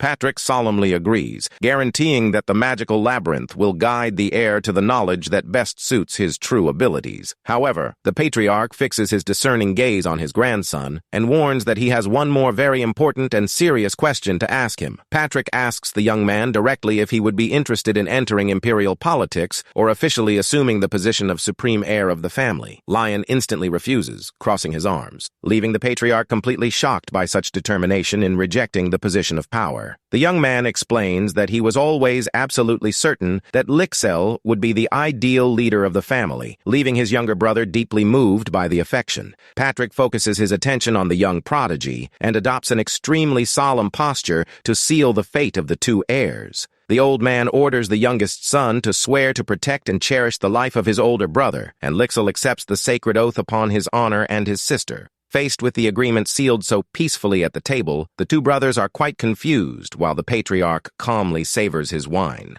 The old man celebrates with satisfaction in his thoughts, seeing the complex issue of family succession resolved so quickly and amicably. Patrick reflects that the only real dangers to his dynasty are the imperial family and the feared house of swordsmen from the continent. Since the imperial court is preoccupied with its other internal power struggles, the old man concludes that they do not pose an immediate threat to the family. He recognizes that the real danger lies in the shadows of the feared and violent warrior family known as House Videntis.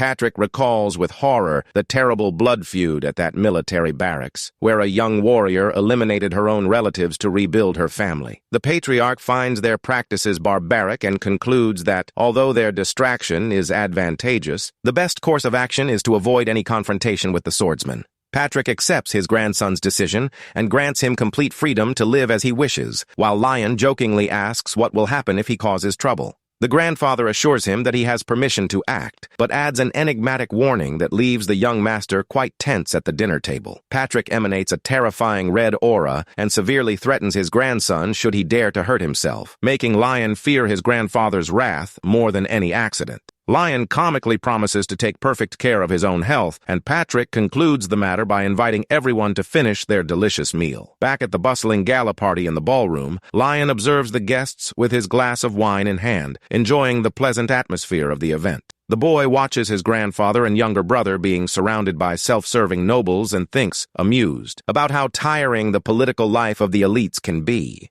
However, Lion notices an elegant noblewoman walking towards him with firm steps across the ballroom. The young man breaks into a broad smile as he realizes that the moment has arrived for him to put his own business mission into practice at the party. The noble lady curiously asks about the name of the designer responsible for the family's spectacular clothes, and the young master celebrates his first client. Other ladies of the court soon gather around Lion, their eyes shining, eagerly imploring to discover the name of the mysterious tailor. Surprised by the immense success of his 4-star pieces, the young man playfully asks if everyone there really wants to know who designed the outfits. However, Lion adopts a hesitant tone of voice and warns that there is a rather complex detail involving the dressmaker's past. He reveals that the tailor was expelled from court for being an illegitimate son and for selling clothes to peasants, leaving the women in a complete state of shock. The guests begin to whisper indignantly about the silly prejudice, commenting that only the first prince's allies continue to care about such trivialities.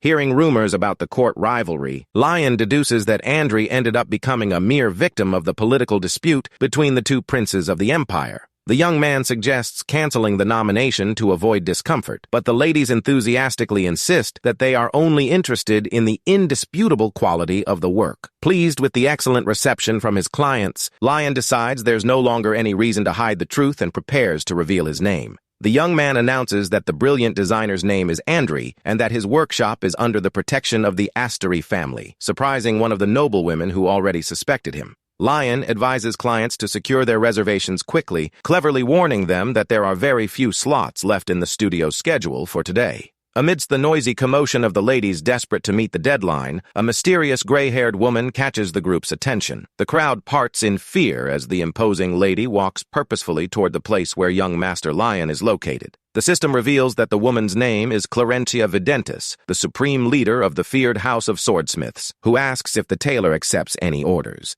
The nobles panic, whispering about the warrior's frightening presence, while Lion greets her respectfully and very politely. Although surprised by the appearance of the leader of the feared military house, the young man remains calm and politely asks what kind of outfit she would like to order. To everyone's surprise in the salon, Clarentia coldly reveals that she wants to order comfortable workout clothes and basic everyday items. Upon hearing the mention of battle attire, the nobles around her flew into a complete panic, their eyes wide with fear of the warrior. The guests tremble as they gaze into Clarentia's frightening, glowing red eyes, recalling the bloody legends surrounding the name of that military house. Within seconds, all the nobles invent the most absurd excuses about back pain and pots left on at home to run away from there. A total silence falls over the room, and Lion finds himself completely alone at the table in the sole company of the feared gray-haired warrior. The young man reflects that, despite the frightening legends about the girl, a wealthy client remains an important client and decides to ignore the malicious rumors circulating at court.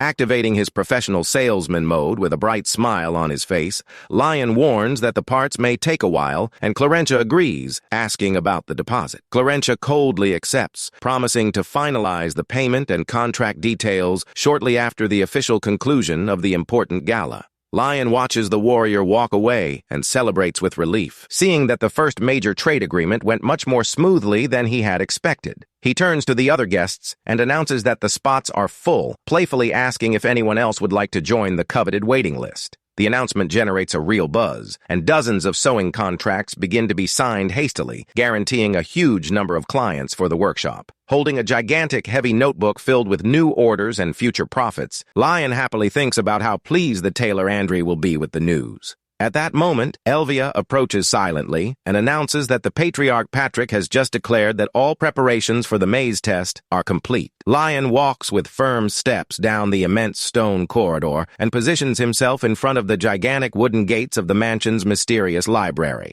The nobles present watch the scene anxiously, commenting in hushed voices on the immense expectations surrounding the test of a member of the prestigious magical family. Imperial Princes Terrace and Kyle approach, and the first prince asks with a sarcastic smile if the young master isn't feeling even a little nervous. Lion politely replies that he is fine, though he grumbles irritably to himself, knowing that the arrogant nobleman is merely trying to provoke him for not having mana.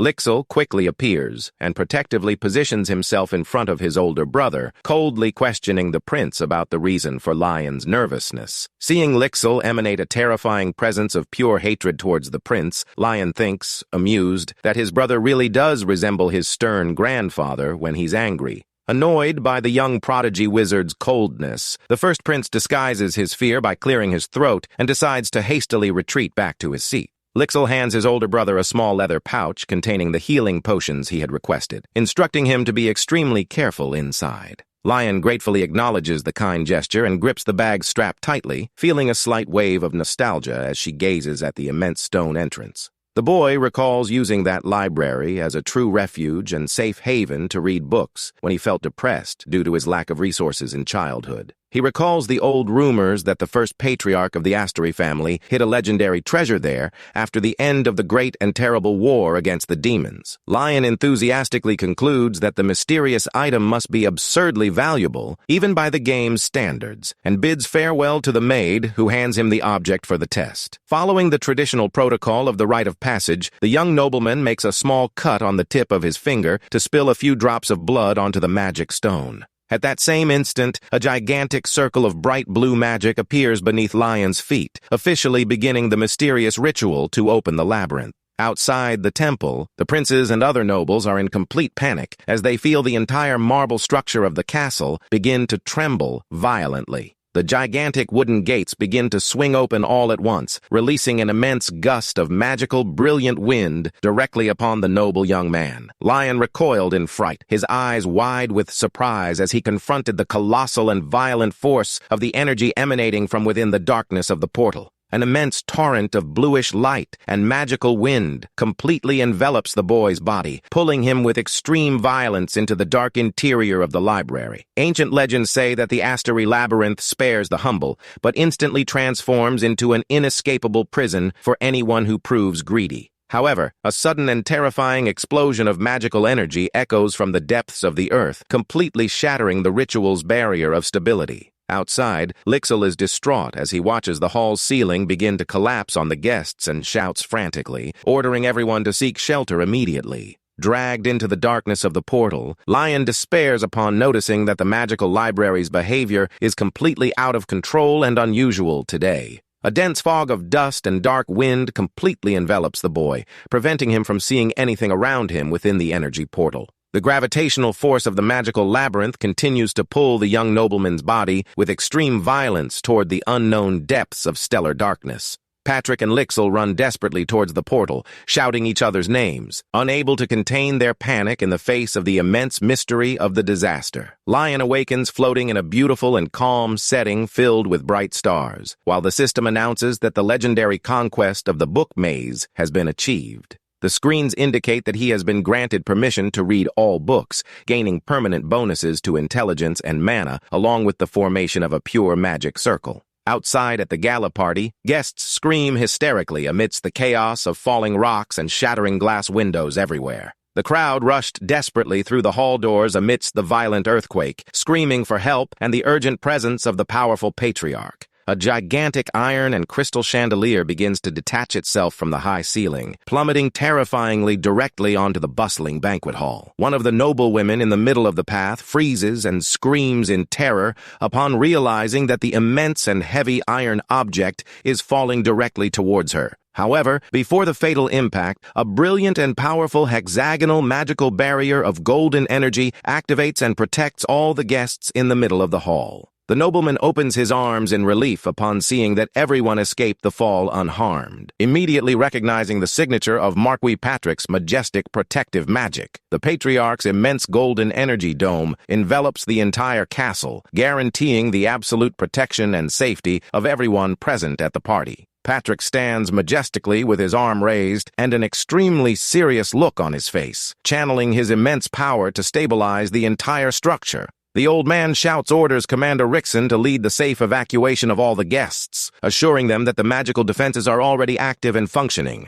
Lixel ran hurriedly and breathlessly through the stone rubble of the hall, shouting for his grandfather as he spotted the powerful warrior standing near the portal. The young prodigy desperately asks what is happening, and the patriarch explains seriously that the magic library has completely lost control. Patrick immediately inquires about the whereabouts and security status of the two imperial princes who were attending the gala event. Lixel points behind him and reassures his grandfather that he personally conjured a perfect protective barrier to keep the heirs to the empire completely safe. Patrick nods in relief upon hearing that all the elite guests are safe, observing the damage caused by the earthquake in the marble ballroom. The patriarch orders Lixel to send elite healers to help the lightly wounded and to arrange a safe and peaceful resting place for the other nobles. With a serious glance out of the corner of his eye, the old patriarch warns that he will personally keep watch over the chaotic entrance to the magical labyrinth, leaving young Lixel surprised by the decision. Lixel runs to try and stop his grandfather, claiming that the entrance is too unstable and dangerous. But the old warrior abruptly stops him, extending his hand with a curt "No." Patrick grips Lixel's shoulder firmly and orders him to fulfill his sacred duty as the next leader of the Asteri dynasty amidst this disaster. The first prince tries to warn about the danger of the unstable labyrinth, but Patrick retorts rather ironically, thanking the guests for their supposed kindness. Ignoring the noble's complaints, the old leader looks at Lixel sternly and orders the boy to leave the area immediately and return to safety. The prince nervously agrees and urges the rest of the group to flee, while Lixel remains paralyzed in place, unable to move from worry. Lixel clenched his trembling hands, overcome with nervousness, and silently murmured his older brother's name, his expression extremely worried and distressed. Patrick, Lixel, and the imperial princes begin running towards the exit of the great castle, leaving behind all the destruction caused in the hall. Patrick faces the chaotic portal alone and laments the immense instability of the magical library, fearing that Lixel would also end up getting hurt if he stayed there. A mysterious and elegant figure in black boots approaches the old man and provocatively asks why he remains standing there amidst such an emergency. Turning around, the patriarch comes face to face with the leader Clarentia Videntis and asks, surprised, why she didn't flee with the other noble guests. The swordswoman stares at him coldly, commenting that his posture makes it clear he is absolutely certain that his eldest grandson is still alive and well inside. Clarentia remarks with a perceptive look that the Marquis acts as if he already knows perfectly well how that terrible magical incident will end. To the complete surprise of the old white-haired warrior, the powerful leader volunteers with open arms to help him contain the library problem. Patrick questions her suspiciously, reminding her that the downfall of her family would bring immense political advantages to the swordsman, but the girl merely shrugs. Clarentia coldly explains that she ordered exclusive clothes from Lion and that she deeply hates it when her personal plans and schedules go wrong. The warrior turns her back and says she will remain nearby to provide physical support, leaving the old Marquis quite impressed with her determination. At that moment, Patrick notices the silent approach of the servant Elvia, who emerges from the shadows through a magical mist portal right beside him. The housekeeper smiles slightly and remarks in admiration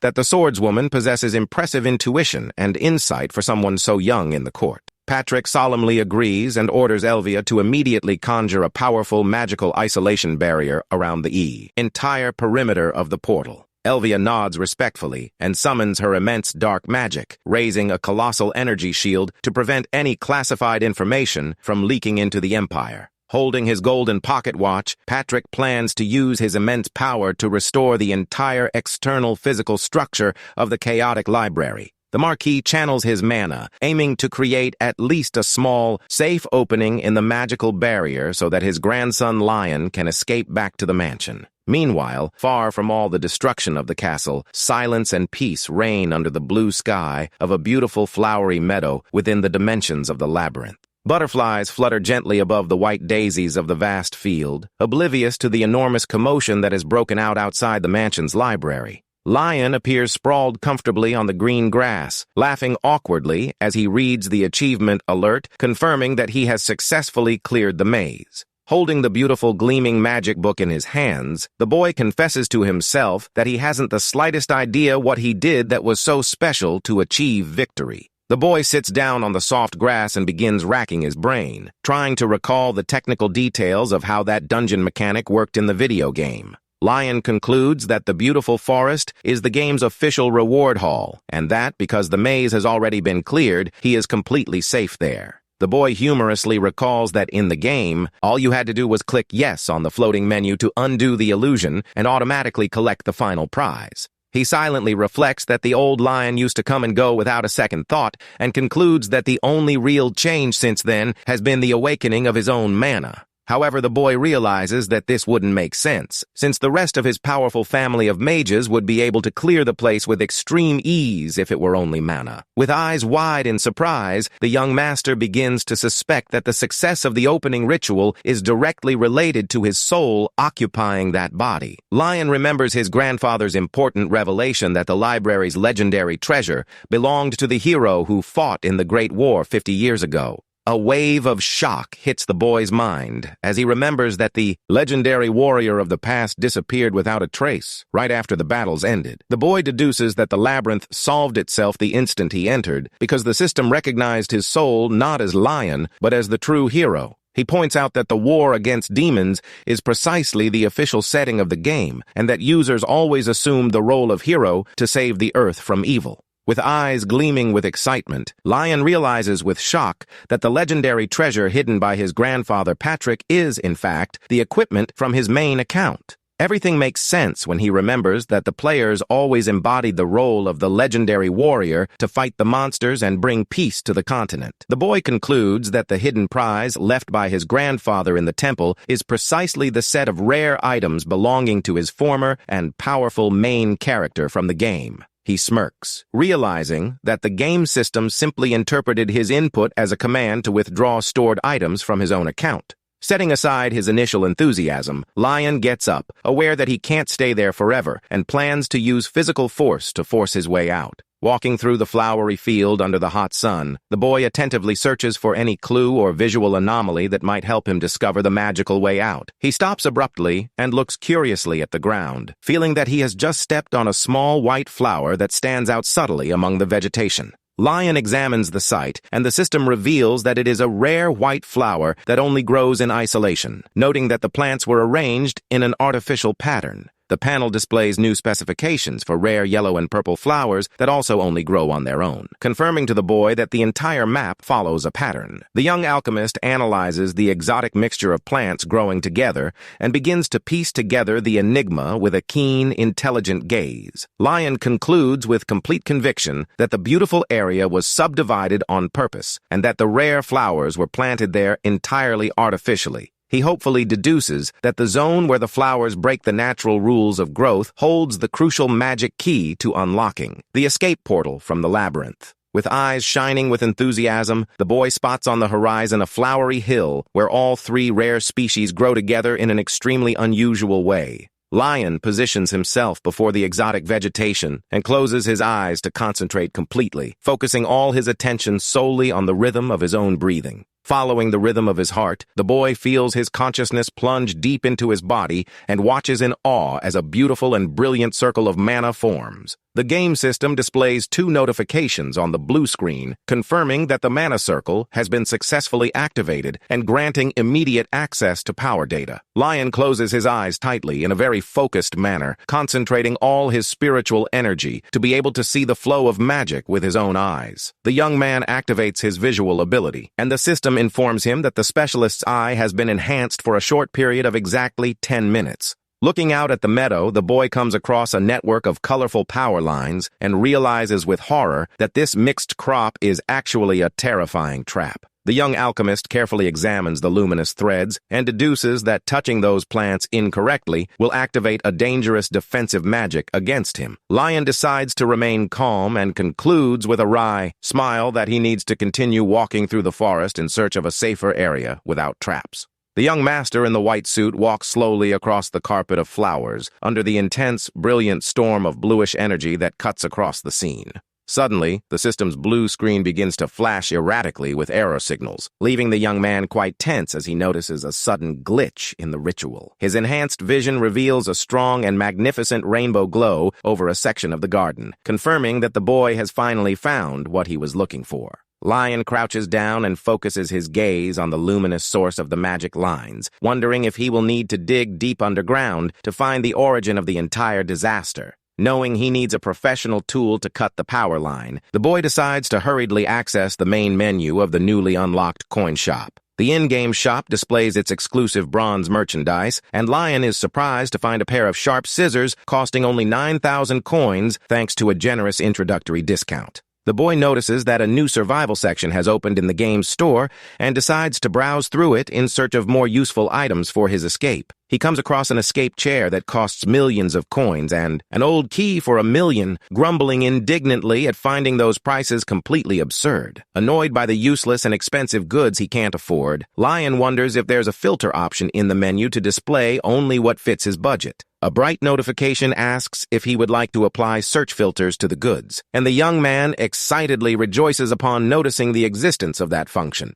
He configures the search to display items below 120,000 silver coins and instructs the system to load all offers with the discount applied. Lion examines the cheap options for monster spices and food, but concludes disheartened that none of those goods will solve the current problem. Scrolling through the menu, the only 2 interesting tools that catch your eye are an expensive magic detector and a pair of sharp metal scissors on sale. Since the detector costs almost all of his money and his meager mana wouldn't allow him to undo the magical illusion, Lion decides to focus on buying the cheapest scissors. Without further hesitation, the boy places his finger on the game screen and firmly presses the orange purchase button on the system. The system confirms the transaction, and the young man joyfully celebrates as he sees the beautiful golden scissors floating in his hands, though he laments how quickly his savings have vanished. Holding the new tool, Lion praises the fact that the item is permanently linked to his body and hopes to be able to cut off the flow of magic without problems. The boy focuses his gaze on the bright blue strands of hair and confidently prepares to draw out the main source of all that hidden magical energy. He pulls out his small, gardening hoe and laughs happily, remembering that his exhausting wanderings made the task of digging the ground a piece of cake for his strong hands. Lion begins striking the damp ground with incredibly fast and precise movements, sending the grass flying all over the hall. Suddenly, a red alert from the system warns that there is only 1 minute left before the visual enhancement ends, and that the vision bonus will soon expire. The boy is startled to realize that time has passed too quickly and begins digging even more hastily so as not to lose the exact location of the flow. His metal hoe strikes a solid object beneath the earth, and Lion lets out a cry of surprise upon realizing he has finally found the treasure chest buried there. The boy throws the hoe aside and begins desperately removing the remaining soil with his bare hands to free the object from the ground before time runs out. He pulls a beautiful, ornate metal chest from the ground that gleams with an intense blue light and exults upon noticing that the item is identical to the treasure chests in the game. The system begins the final 10-second countdown, and Lion hurriedly pulls out his sharp scissors, concentrating to deliver the precise cut to the wire. With a precise and swift movement of his hands, the boy delivers the blow with the sharp scissors and definitively cuts the bluish energy line from the chest. A massive explosion of golden dust and shimmering sparks engulfs the metal chest as soon as the visual ability bonus completely expires. The system panel opens and asks if he would like to claim the final prize, and the young master answers affirmatively without thinking twice. The game indicates that the legendary reward has been linked and sent to the boy's secret inventory, confirming Lion's suspicion that the item did indeed belong to him. Lion tries to verify the prize specifications, but the system startles him by abruptly announcing that a mandatory story mode has just been activated by the gem. The boy panics completely upon reading the warning that the system memory cannot be ignored or skipped, desperately wondering what will happen to him. Meanwhile, outside the Great Library, Lixil and Patrick meet with the mages of the Imperial Guard before the immense locked wooden gates. The Patriarch asks if the external damage has been contained, and Lixil confirms that the lies about a common earthquake managed to reassure the noble guests at the mansion. The youngest son recounts that the Imperial princes promised absolute cooperation and that the leader, Clarentia Videntis, also swore to keep the matter secret so as not to spread malicious rumors. Patrick agrees with relief, thinking with satisfaction that the first Imperial Prince's natural incompetence ended up being immensely useful in maintaining calm at court. Lixil assures that the underworld clans and the temple priests suspect nothing, and that, at least for now, Lion's exact location remains a complete secret.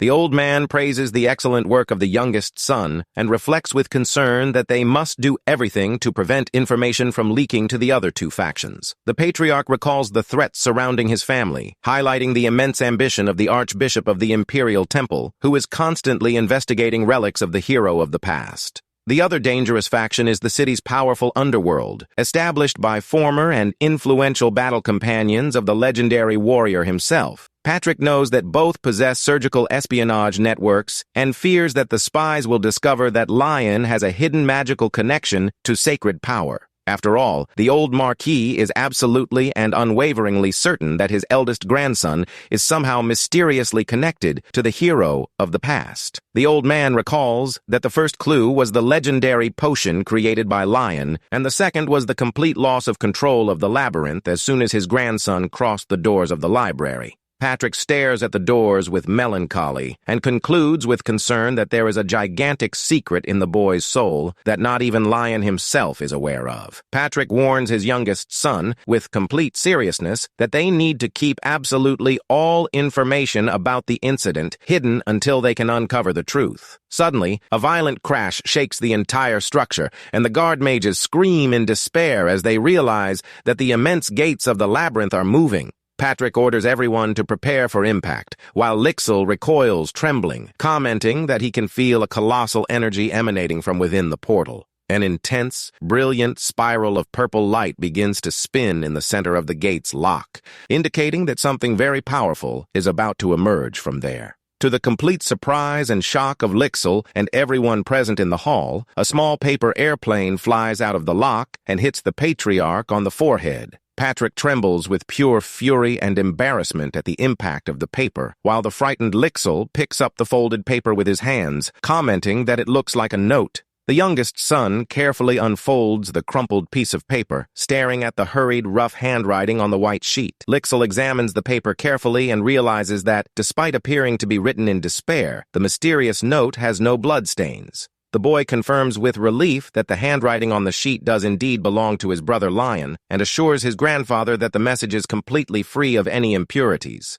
Still quite tense and sweating with worry about his grandson's condition, the elderly Patriarch Patrick demands to know immediately what is written on the note. Lixil stammers awkwardly and begins to read the message aloud, while the game system silently confirms Lion's entry into story mode. The game screen glows with an old-fashioned movie effect, announcing that the player's login to memory simulation mode has been successfully completed. Lion wakes up in a completely dark space, clutching his head in pain, wondering, quite confused, if he has entered an interactive story mode.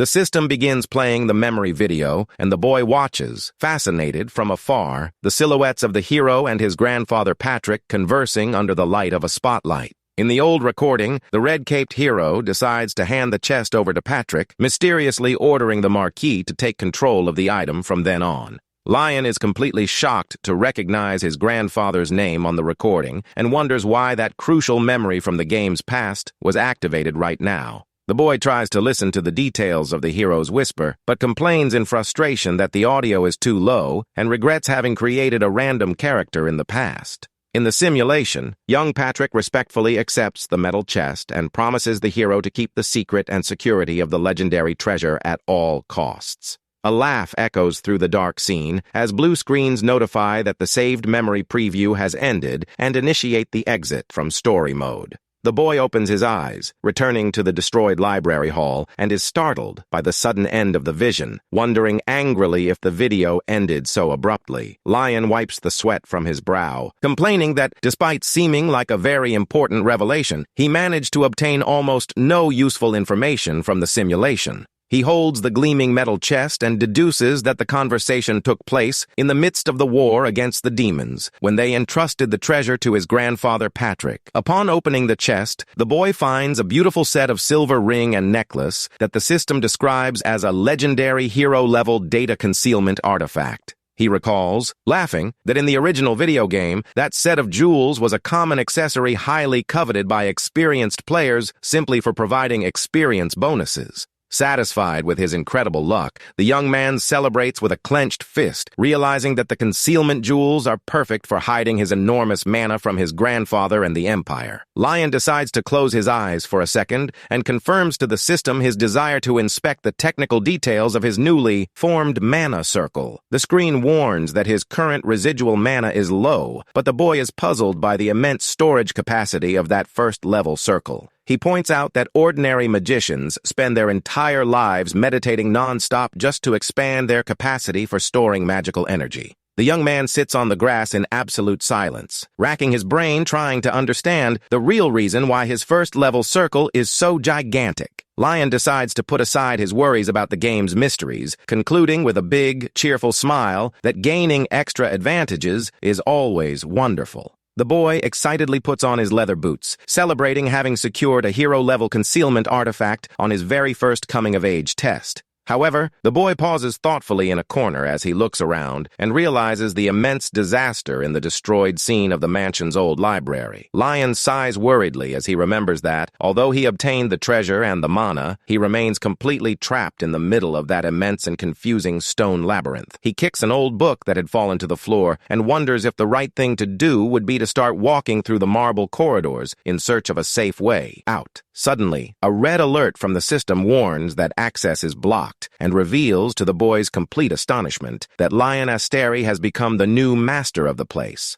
The boy puts his hand to his chin, quite surprised by the game notification, deducing that he inherited control of the magic library simply by clearing the dungeon. The system warns that the entrance is broken and asks if he would like to be teleported back, but Lion hesitates upon noticing the disastrous state the hall is in. The boy begins to tremble with fear as he imagines the terrifying fury of his grandfather Patrick screaming and severely punishing him for destroying the entire mansion library. Suddenly, a flash of genius strikes his mind, and Lion wonders if, as the new master of the place, he might have the power to fix the damage himself. The system asks if he would like to completely reset the dungeon, but warns that all collected gems and stored ancient books would disappear from his inventory. Lion dismisses the idea of resetting, and the panel displays a second option for manually restoring the gates, warning that the repair process will require considerable time. He analyzes the system options as if he were modifying a game file and decides to revert the library's state to the settings from exactly 1 week ago. Lion activates the restoration process, excluding his newly collected items, but gets a huge shock when the panel reveals that manual repair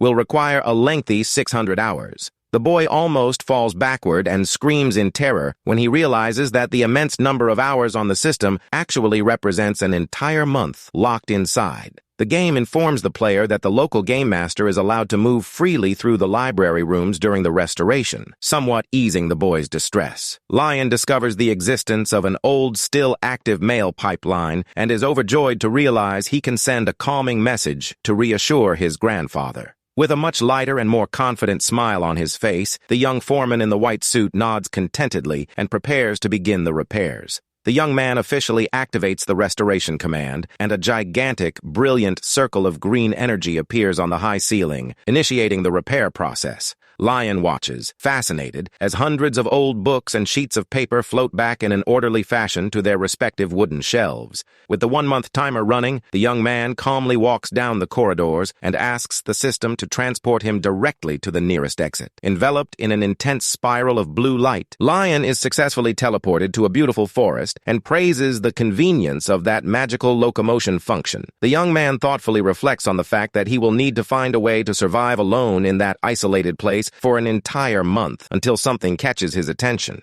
Pushing aside the tall vegetation of the woods, his eyes widen as he encounters the breathtaking sight of a vast, crystal-clear lake hidden right in the middle of the labyrinth. Amazed by his discovery, the boy approaches the shore and praises the peaceful beauty of the blue waters, happy to see that the area seems completely safe. The system opens up displaying complex scientific terms about the lake's crustaceans, leaving the young teacher quite confused and asking for a simpler explanation. The panel clarifies that the water is teeming with edible fish of varying rarity levels, noting that there is only one legendary creature in the rare category. With the Maze Master Command active, the game system congratulates the boy by officially unlocking the lake fishing skill for his character. The young man laments not carrying any fishing equipment, but soon lets out a cry of joy when he remembers that he had bought the special rod at the coin shop. Standing at the edge of the shore, the boy casts his fishing line into the lake and waits very patiently while the small red indicator floats in the breeze. Settled comfortably in his camping chair, Lion is grateful for having invested his coins in the complete fishing kit, ignoring the hefty price tag. He puts his first small fish in the basket and jokes that if he ran out of food, he would be ready to devour his own fishing bait to survive.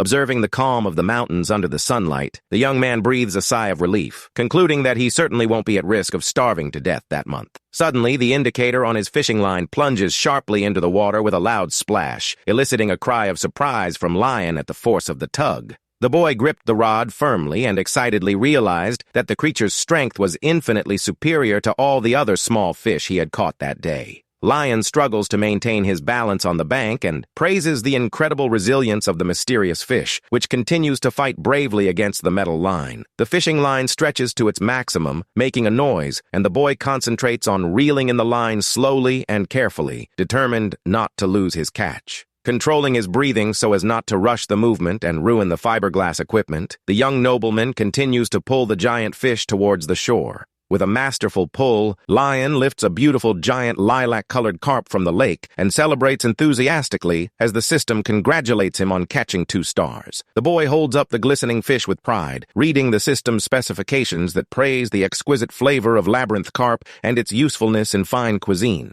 Enjoying the excitement of his first big catch, the young man wonders if that wonderful feeling of accomplishment is the secret to everyone's love of fishing. The system opens in a golden glow and congratulates the young man for discovering his fishing talent, officially promoting him to the #1 apprentice level in the category. Lion places the enormous lilac carp in the metal basket and excitedly celebrates securing a stamina-rich dinner to strengthen his weakened body. Looking out at the beautiful flowery field around him at dusk, the young nobleman concludes that the first logical step is to set up a suitable place to cook the fish. He activates his magical inventory, and a rustic wooden table, iron pots, sharp knives, and fine spices begin to appear, floating before him. Lion arranges the equipment on the table under the setting sun, remembering that he had brought the tools for his brother and deciding to prepare his cauldron as well. While checking the items on his crafting menu, the young noble master spots a rather unusual dark gray object and asks, intrigued, what it could be. The system reveals that the item is a magical firestone received as a bonus, making Lion quite happy to be able to light campfires with such ease.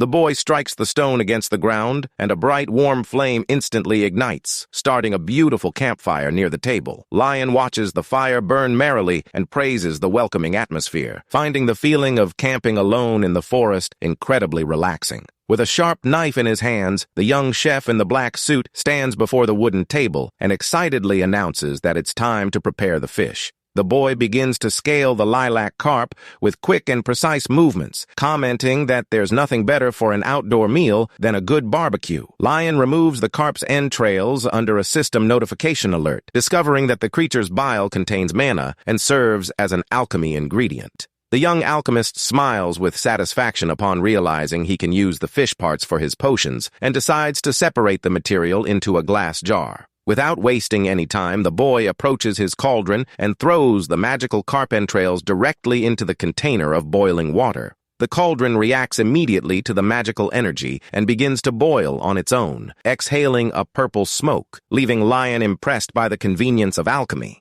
Lion begins assembling skewers of vegetables and meats, commenting to himself that any kind of food cooked on a wooden skewer always seems much tastier. He spears the 3 carp, keeping their heads facing down, expertly explaining that this position helps drain the oil, keeping the meat juicy. The young man positions the fish close to the intense flames, ensuring that the heat will seal in the internal moisture and leave the skin incredibly golden and crispy. He arranges the skewers around the large bonfire under the reddish sunset sky, announcing with great satisfaction that the barbecue preparation is complete. While the fish slowly roasts over the heat of the fire, Lion decides to use his free time to find a comfortable place to spend the dark night. The boy starts moving some stones from the path to clear the grass and grumbles under his breath about how setting up camp alone requires a lot of physical effort. However, he breaks into a wide smile as he spreads the brown tarp on the ground, enthusiastically commenting that it's worth the extra effort for the camping experience. He sets up a beautiful rustic tent under the shade of the large tree and praises the cozy look of his small, temporary survival base in the forest. Lion observes the starry sky and the crackling glow of the fire, concluding with satisfaction that the weather and climate have cooperated perfectly with his camping plans for today. The young man removes one of the skewers with the perfectly golden, roasted fish near the embers and excitedly celebrates the spectacular aroma of that luxurious meal.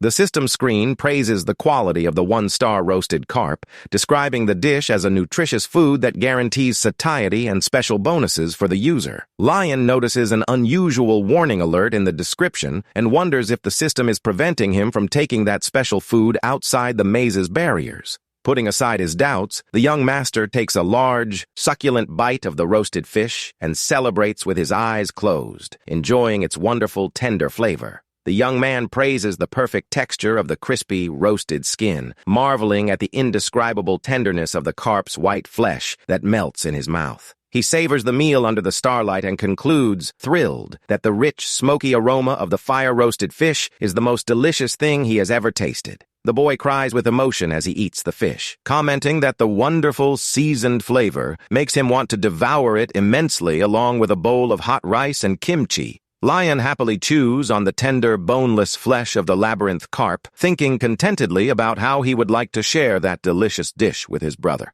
Suddenly, the game system displays a blue alert warning that consuming roasted carp has permanently increased your maximum mana limit. The boy nearly fell backward into his camp chair by the campfire, unable to believe the extraordinary and unusual notification about the game. Lion watches, fascinated, as his mana circle subtly expands on the blue screen, shocked to discover that it's entirely possible to increase his magical power simply by eating. He concludes with alarm that the Imperial mages would drain the lake if they knew about this, and wonders excitedly if the mana-gaining effect will also work on young Lixil. With a tender smile, the boy decides he will keep some portions of the fish in his secret inventory to give as a gift to his beloved younger brother in the future. As night falls, Lion approaches his boiling alchemy cauldron to check the final result of processing the magical carp entrails. The boy opens the lid and a brilliant magic pearl emerges floating from the smoke, described by the system as an expert-level essence that increases mana regeneration. The young man is thrilled to obtain his very first expert-grade item, excitedly deducing that the pearl's regenerative effects must be colossal. Lion flashes an extremely mischievous and suggestive smile as he holds the shimmering magic sphere in the palms of his hands.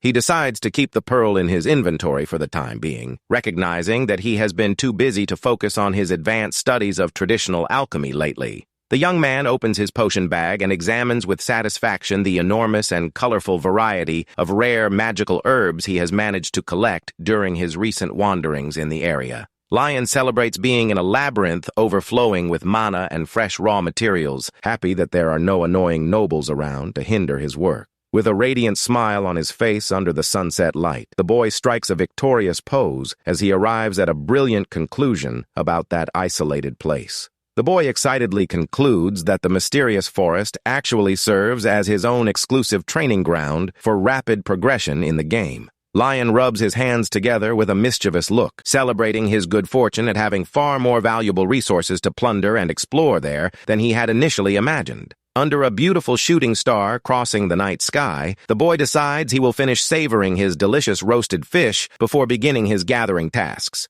The days go by at the camp, and the boy excitedly celebrates catching 3 gigantic blue lobsters at once using his metal net. Lion proudly displays the glistening crustaceans, wondering in surprise if his consistent fishing success is simply luck or the result of his skill. He sends the lobsters to the secret inventory and plans to use the leftover wheat from his last recipe to prepare a delicious homemade pasta soup for lunch. Walking barefoot across the damp grass, the boy hums happily, realizing he is perfectly adapting to his new routine of surviving in the meadow. He explains that every morning he collects the fishing nets and takes a quick walk along the edge of the woods to check if his experimental garden is growing healthily. The young master examines the damp soil and smiles slightly, noticing that his sweet potato and banana crops look excellent and very healthy. Satisfied with the potato harvest, the young man decides to take his metalworking tools and focus his day's work on collecting new plant species. The system notifies you of successful harvests, displaying rustic spicy garlic, wild mushrooms, and fresh chrysanthemums that Lion easily pulls from the ground. The young man holds a beautiful bouquet of white chrysanthemums and praises the delicate beauty of the plant, surprised to notice that the selling price of each flower is quite high.